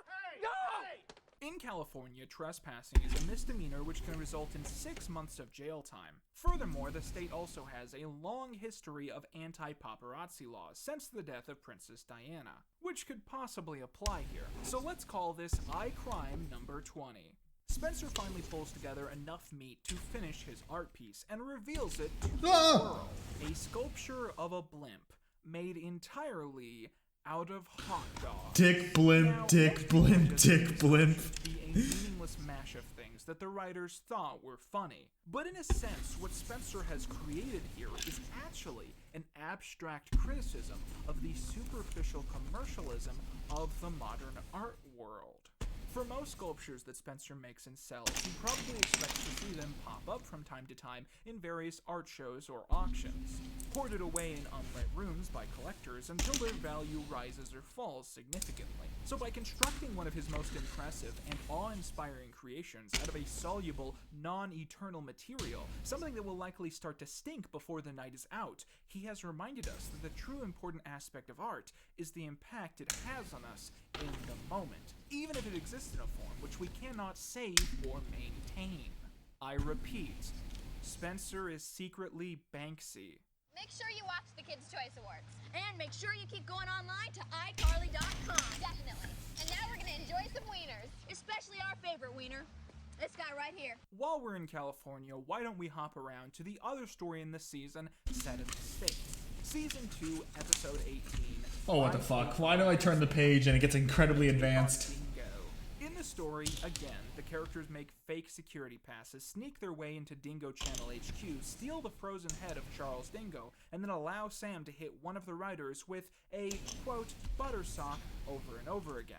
Sam assaults so many people over the course of the show that I'm not even sure if assault is illegal in the iCarly universe. Like, wouldn't she have gotten in trouble at some point somewhere if it actually was? Nevertheless, I'm gonna go ahead and call breaking into Disney HQ, stealing the head of Walt Disney, and physically assaulting Sonny with a Chance lead writer Steve Marmel as 3 different crimes, bringing our crime total to 23. Hopping back to Seattle, and thus the jurisdiction of Washington law, let's talk about Season 2, Episode 10, aka Fuck That Guy Whose Brother's About to Die from Cancer. At the end of the episode, when they have the real David Archuleta on, there's this weird joke where they tell the audience where Wade Collins is staying, down to his hotel address and his hotel number. Now, if we're lucky, nothing happens, in which case this can be classified as harassment and thus a misdemeanor, which could result in a year I love this. I love how Quentin just goes on a rant.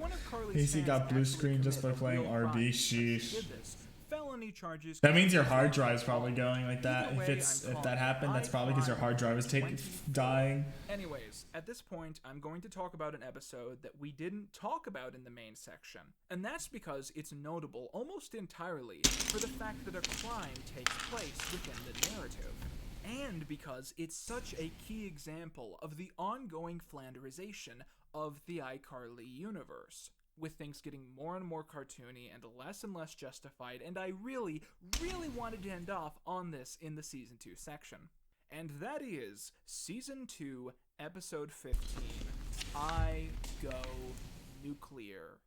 In the story, the main trio are given a homework project by their eccentric hippie science teacher, Mr. Henning. To celebrate Green Week, they are instructed to present an effective way that students and adults can try to save the environment. This will serve as a huge chunk of their grade, so students who fail will have to go on a root and berry retreat for extra credit, something that is infamously unfun. Carly and Freddie both work very hard to try and come up with impressive presentations. Carly buys an electric scooter which drives incredibly slowly, and Freddie imports foreign worms to build an impressive compositing diorama. However, their teacher notes that both are extremely empty and meaningless. The worms being flown in from Portugal means that Freddie polluted the atmosphere through the use of jet oil, and the same argument can be made against Carly's charging of an Well, I buyed one and didn't get blue screen progress. It's gonna casually violate TOS. No! Do not! Orange is the perfect symbol of staying green. And while we go to commercial, I'm gonna take some cocks. You, Sam, and don't care. Oh my god. So while Sam gets an A, Carly has to redo her project. And luckily, Spencer meets someone who might be fuck! He says that he knows how to build an eco-friendly generator that runs itself, and will surely help Carly pass the class. Carly live streams her showing off the generator to her teacher, and gets an A on her presentation. However, when visiting the Groovy Smoothie afterwards, the police suddenly recognize the person who helped build the generator, who they say is an infamous man on the FBI Most Wanted list, known for stealing uranium rods and building unlicensed nuclear generators. You built an illegal nuclear-powered generator? Sorta, maybe. Remember in the Season 1 analysis when I was like, you can't pull fire alarms? I'll be honest with you guys. When I had this idea for, like, this running joke where we're gonna, like, talk about crimes every season, I didn't know this one was coming. I just wanted to find some kind of wacky way to kind of recap some of the antics that the characters get up to that isn't, like, necessarily essential to the actual recap of the season. And so it seemed like a good idea at the time. But now I don't even know if we should keep doing this. Because how could we move on from here? What could possibly top this? Carly built a fucking nuke in her attic this week. Anyways, next week Sam's gonna steal mail again. I am still processing this. I'm gonna say that. Don't you? I'm okay. sitting in my home and I'm just taking it in.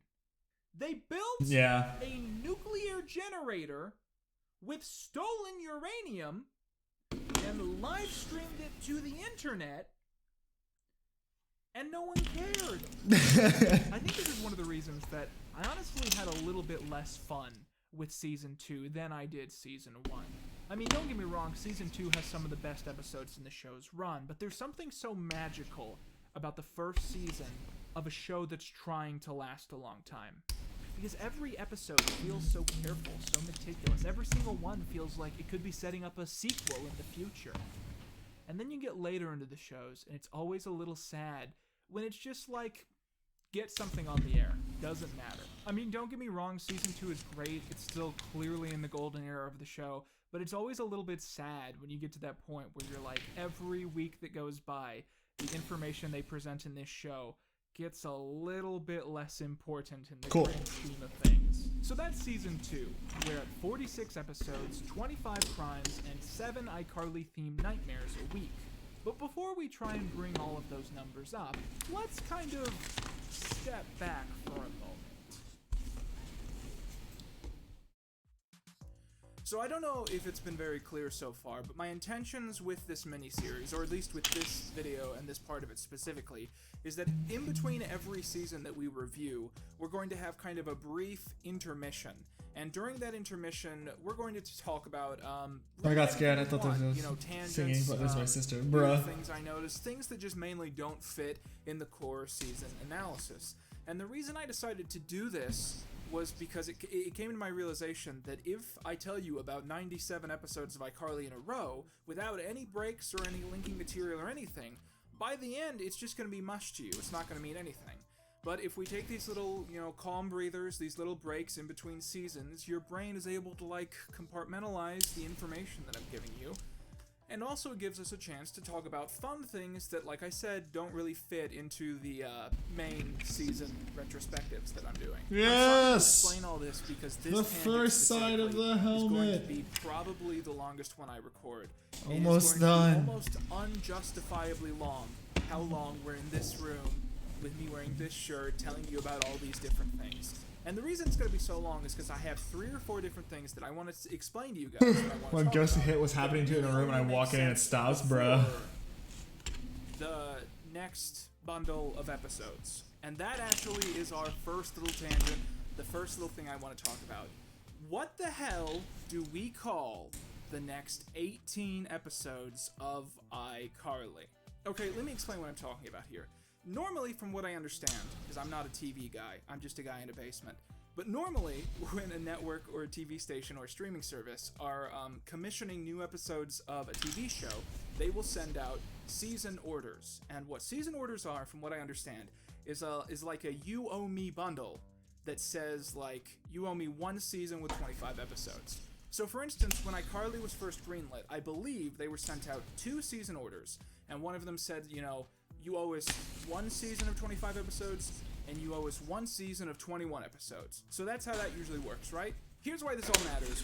Nickelodeon used to do this really weird thing, which I suppose they still might do, I have no idea. But they certainly used to do this, where if someone was in the middle of a production block on a TV show, and they suddenly decided they wanted new episodes, instead of creating a new season order, they would extend a previous season order. And that's what happened to iCarly during production of their 2nd season. I don't know the exact numbers, but let's say theoretically, they were initially working off the idea that season 2 is going to be 21 episodes. And then suddenly, a few episodes into filming, they were told, hey, make that 39.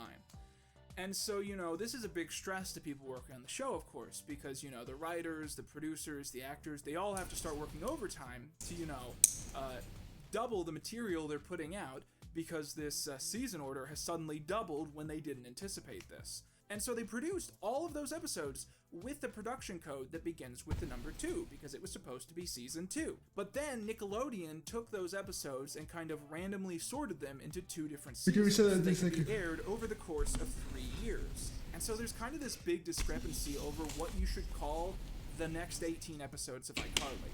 Because, they were produced as the end of season 2, they aired as season 3, they were released on DVD as season 2 part 3, and they're currently on Netflix as part of season 2, because Netflix bases their episode numberings on the production codes. And obviously, this is a discrepancy that reverberates throughout the rest of the show. If Season 3 is Season 2, then Season 4 is Season 3, and Season 5 is Season 4, and Season 6 is Season 5. And furthermore, there are some fans, for a reason that I cannot understand, who think that Season 4 and Season 5 are also one season, which means if you follow that logic, then iCarly only has 4 seasons, and that doesn't feel right. And so I just want to say that I've noticed this discrepancy, and that I've made the personal choice to consider these next episodes Season 3 for a lot of reasons. First of all, they were aired that way. Second of all, Season 2 and Season 3 have different title sequences, so they're clearly not the same season.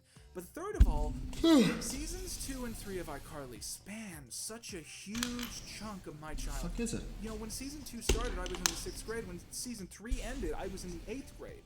That's almost my whole middle school career. You're not going to tell me that's all one season. And I don't know, it just feels weird. This guy rants are fun to listen to. Oh Oh yeah, Quentin's great. And the episode where Carly and Freddy kiss in the same season, because like those were totally different events. You had to wait for those two things. Of course, those are different seasons of the show. But anyways, the point of this Here we go, 4 times believe it again. or not, 1. is not for me to rant about the inconsistency of iCarly episode 1. numberings, but instead to talk 2. about iCarly merchandise. 3. My other camcorder died, and I forgot to pack the charger, so I had to switch to my backup. Yeah, at this point, I'm gonna show off some iCarly merchandise that I bought. There's 2 main things that we're not going to be looking at. The first thing is the Happy Meal toys, because the Happy Meal toys are kind of later in the timeline. And a lot Oh my god, he actually has one. talked about yet. So it doesn't really make sense for us to look and analyze the Happy Meal toys as if we understand what they mean. And the second thing we're not going to look at, sadly, is the iCarly video games. I really wanted to do a tangent in one of these videos where I just reviewed all of the iCarly video games, but it's become quickly apparent that I do not have time to Wait, what sit systems down were and those? play through all of these. But I've considered making that like a separate. Do not have reviewed all of the iCarly. I really wanted to do a tangent in iCarly Dream in Tunes, DS, Wee, DS. What is this? It's made by Activision. Activision? Yeah, they had video games, literally. And Activision made one of them. In one of these videos where I just reviewed all of the iCarly video games, but it's become quickly apparent that I do not have time to actually sit down and play through all of these. But I've considered making that like a separate video after the miniseries is done, like if people want that. I feel like I'm hardly Scott the Woz, you know what I mean? I don't know if people want video game content from me, so if I do it, maybe it'll be a second channel thing, unless people like really want it on the main channel. I do want to quickly highlight some iCarly video game stuff, starting off. Play them on Steam. No, they're not. I guarantee they're not on like Steam. This iCarly Wii Nunchuck, or the iCarly DS case, and the iCarly DS accessory set. And you know, there's something magical about this. There's something magical about a parent going out to buy their kid DS accessories, and they go with the iCarly set. And imagine being the only kid on your block who has an iCarly themed DS. I bought this iCarly lunchbox exclusively. Yeah, there's because no I thought on this Steam. image was going to be the thumbnail, and I needed a good scan of it, but then I went in a different direction. These are iCarly Christmas tree ornaments. One of them is Carly, one of them is Sam. Hold on. This is the iCarly umbrella. It has Miranda Cosgrove's face on it. Everywhere, you know, you can't. That's the end of iCarly. Oh, that's right, because he had to split it into 2, because if not, the video would have been 8 hours.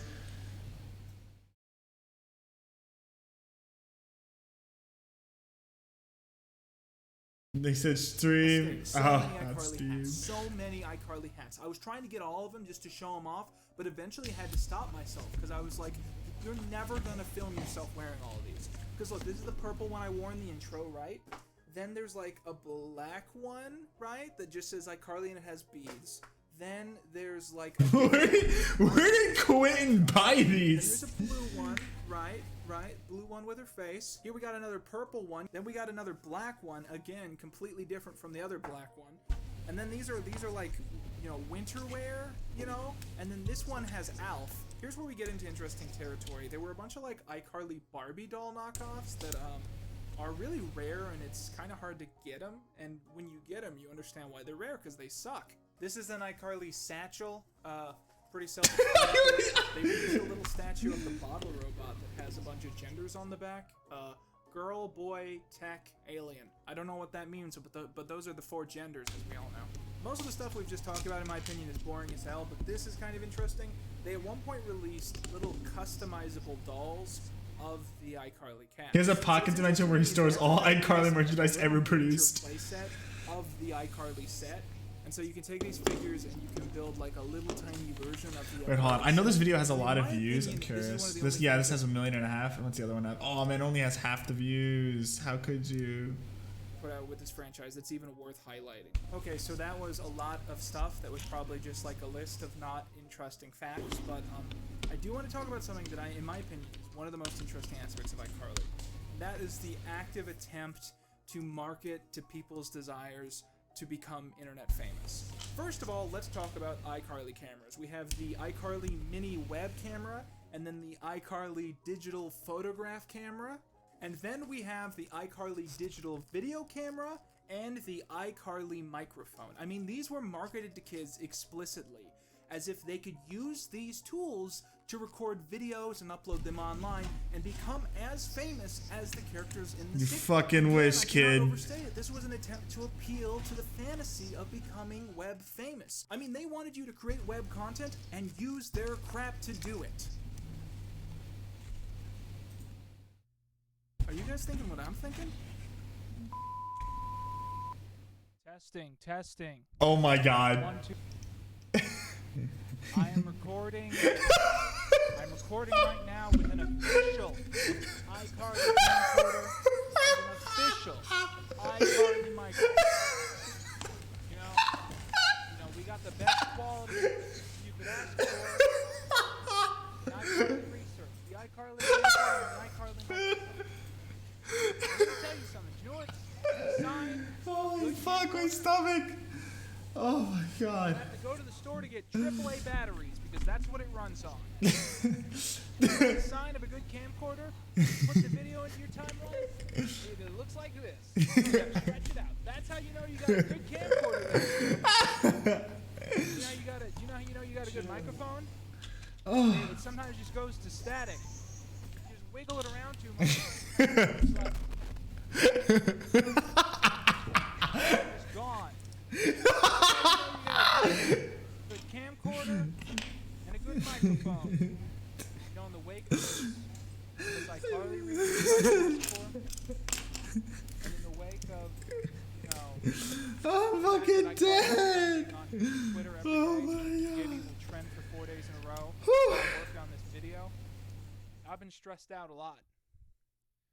And it's been really stressful knowing that I'm not going to be the only person doing what I'm doing right now. But let me ask you this, ladies and gentlemen. How many YouTubers out there I think he's still using it. Quickie iCarly content with an iCarly camcorder and an iCarly microphone? One motherfucker, that's who. One motherfucker, that's who. Do you want to say hi, Bumbo? Alright, this sucks. I'm switching back. There's something so nostalgic about when you take one of these old camcorders and you stick an SD card in it and it goes, "Warning! Only 12 hours of recording space left." So when I was shooting that segment, I basically just ripped open the camcorder box, threw it around, and when I was done shooting, I went to, clean up the area, and I found something that I hadn't noticed before, which I think maybe fell out of the camcorder box, and that's this DVD. This is an iCarly DVD. I have no idea what it is. I don't remember if I bought this or if it came with the camcorder. So we're just gonna stick it in the laptop and see what happens.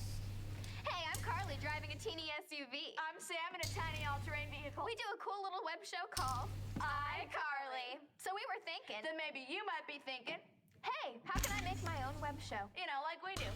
Oh shit. Holy shit. We're gonna teach you everything you need to The Freddie know stamp about of everything approval. we know. We know things you're not ready to know. This is everything I've ever wanted. Please tell me how to make a web show. I wanna know. Yeah. Before you make your own web show, you gotta pick a theme. A theme means you gotta decide what your web show is about. Like ours is about doing funny, silly, cool stuff. But a web show can be about anything. For example, do you like dogs? Then here's an idea. Do a web show that's all about dogs. Then your theme would be dogs. Woof, woof. Okay, what about this as a theme? What about a guy straight out of high school who has nothing going on, nothing in his life that's happening? And so he starts uploading videos entirely because he has nothing else he could be doing. But every time he uploads a video, he loses a little bit more of his sanity. Until one day, he's sitting in his parents' basement surrounded by iCarly merchandise, talking to stock footage of two 16-year-olds from 2008 like they can really hear him. You want to know about rehearsing? Rehearsing! I just said rehearsing. I apologize for repeating it unnecessarily. Rehearsing is just a fancy name. A theatrical name for practicing. I love that this segment is about how you should always rehearse these things. And you can tell that Miranda is reading from a cue card that she's never read. The segment is about how you said rehearsing. I apologize for repeating it unnecessarily. You want to know about rehearsing? Rehearsing! I just said rehearsing. I apologize for repeating it unnecessarily. Rehearsing is just a fancy name. A theatrical name for practicing. I love that this segment is about I had to rewatch it. how you should always rehearse these things. And you can tell that Miranda is reading from a cue card that she's never read before. You know what I mean? She's saying it with that cadence where she's just, it's just words to her. I just said rehearsing. Hi, I'm Carly. And my name is Sam. We do a web show. Boring! And why was it boring? 'Cause we were talking like this. Who wants to watch a show where people talk like this? I know I don't. This is Phalus slander. This is what slander? This is Phalus slander. Phalus. Get excited! That's it. I've learned nothing. Apparently one of the things on this DVD is like Freddy explaining how to do a web show from a technical angle. It's really weird. He like starts acting out the characters in like a weird puppet show thing because apparently the joke is he was the only person who showed up to do this part of the DVD. I'm Sam, and I have a confession to make. You know how I can come off as a psychotic bully at times? Well, there's a reason for that. I was raised by a pack of mutant wolf bears who were placed on planet Earth by evil aliens from another galaxy. So, as a mutant wolf bear with world-obliterating intentions, I can get a little moody. Whew! Glad I got that off my hairy wolf bear chest. I don't know, once we get past the weird stuff, maybe Freddy at least gives me some like technical tips, you know? As an experienced technical producer, I found that it's best to position your star 6 to 10 feet behind the set. To measure 6 feet, you could ask a 6-foot adult to lie down on the floor. You could ask a 6-foot adult to lie down on the floor. 6 to 10 feet. Yeah, I thought he was gonna say that too, Crunchy. I thought he was gonna say it's iconic.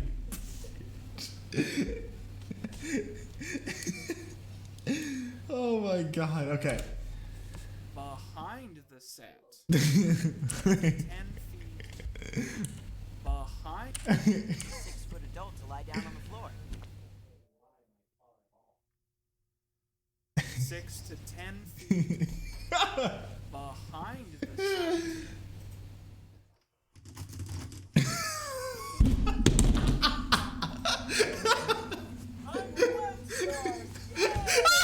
What I think I love about this video is usually when I work on Come here! so Come carefully meticulous. Come here! Like I'm planning on tips, you know? I don't know.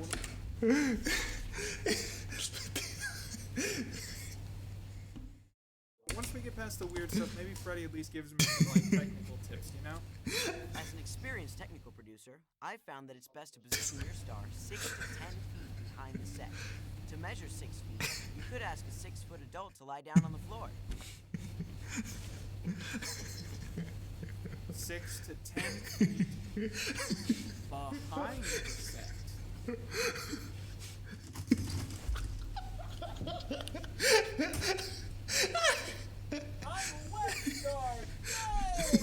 What I think I love about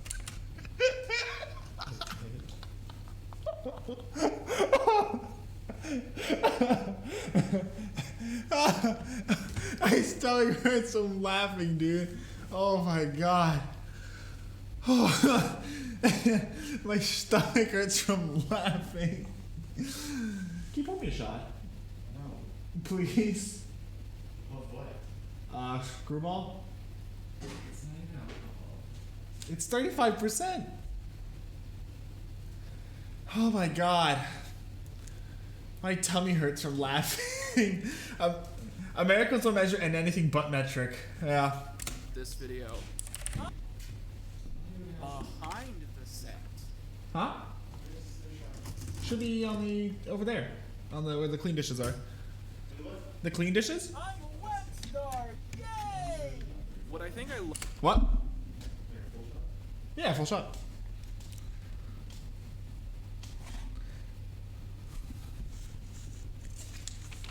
Oh my god, I finished it, finally.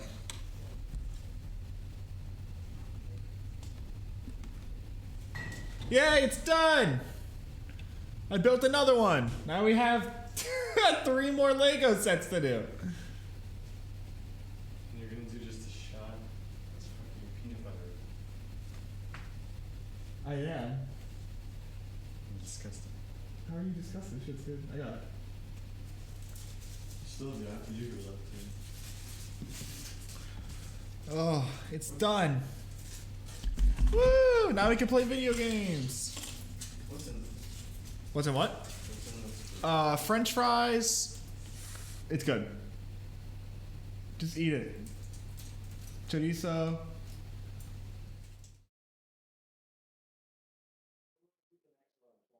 It is good? Yeah. Yeah, it's French fries, Dijon mustard, salsa, chorizo, cheese, eggs. Yeah. Do you have a sauce with it? No. Eat it with the sauce. The sauce is really fucking good. It's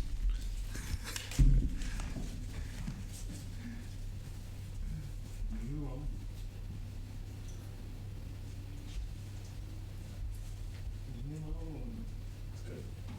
I'm sure it is. Leave me alone. Oh, wait, actually, 1 second. Hold on 1 second, chat. Hello, shelf. I'll be right back. Look at that. Look at that.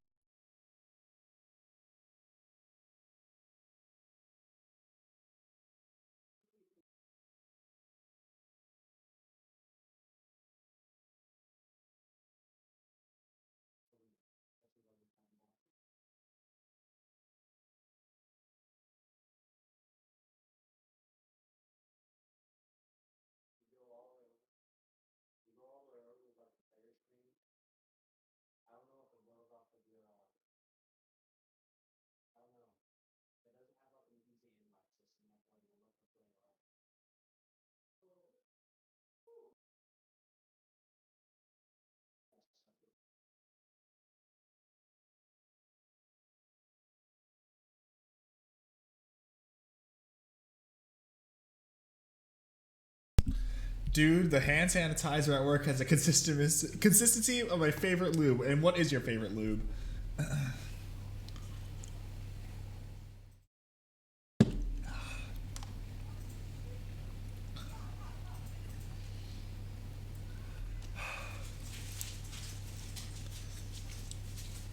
think he's top chatter still. I think Crunchy's still top chatter. Hold on. He's been top chatter for a while.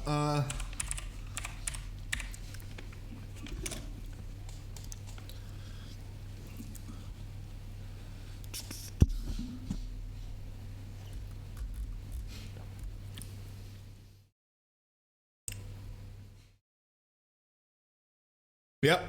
Yeah, he's still top chatter. Ooh, shit. Astroglide. love about this video is usually when I work on content, I'm so carefully meticulous, you know what I mean? Like, I'm planning everything in stages, and I'm sending all my scripts to people all the time just to be like, is this working? Is this good? Are you interested in this? Is every single one of these jokes funny? You know, is this gonna get me canceled? Just trying to be really, really careful with everything.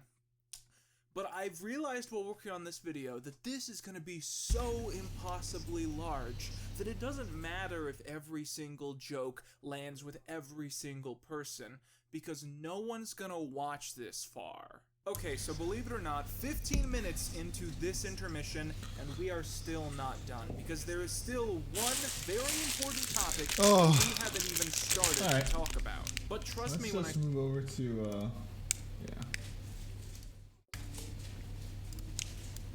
Favorite lube is sriracha? Say that this is very much worth it. In fact, in my opinion, what we're about to talk about is so essential to understanding what iCarly was that I would say it's equally as important as analyzing one of the main seasons. In my last video, I talked about Lucas Cruikshank and his creation, Fred, mainly focusing on the turbulent affair of taking that little YouTube show designed to work on we're back. 1 second. Oh, I'll throw all this out.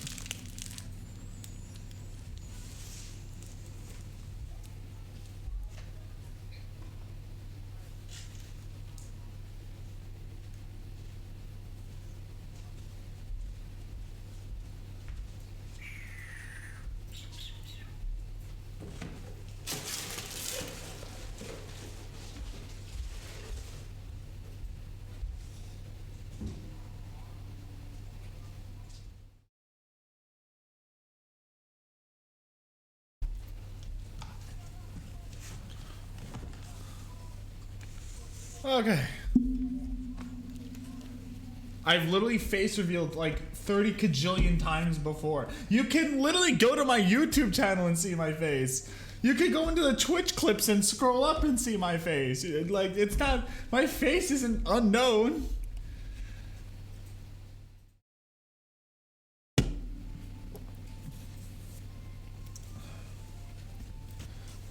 Last week. Internet and eventually adapting it into something that worked as a Nickelodeon sitcom. And now at this point in this video, I would like to cover the direct opposite. What happens when you take a Nickelodeon sitcom designed to work on TV and try and adapt it into Alright, let's play video games. I don't know if this is gonna work, but we're gonna try. Yeet. Don't know if this is gonna work, but we're gonna try.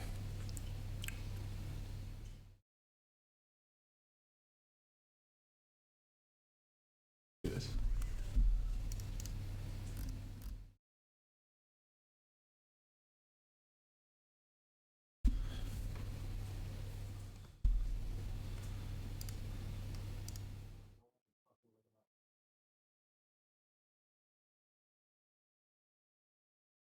That's cool. They give you a little fish hut, so you can hold fish. It has like a max amount, like 4 pounds, but still, that's cool.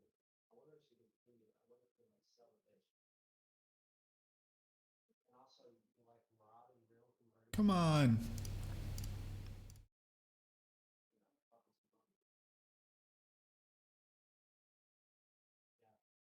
Let me do this.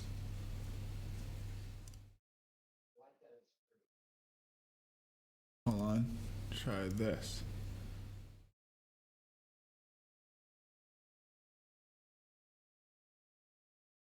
Oh, 5 more minutes. I'm out of this hellhole.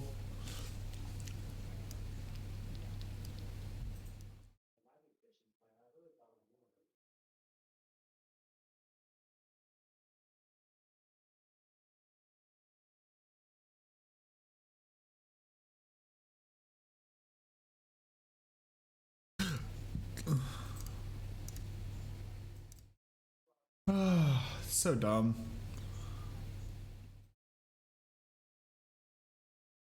All right, 1 second.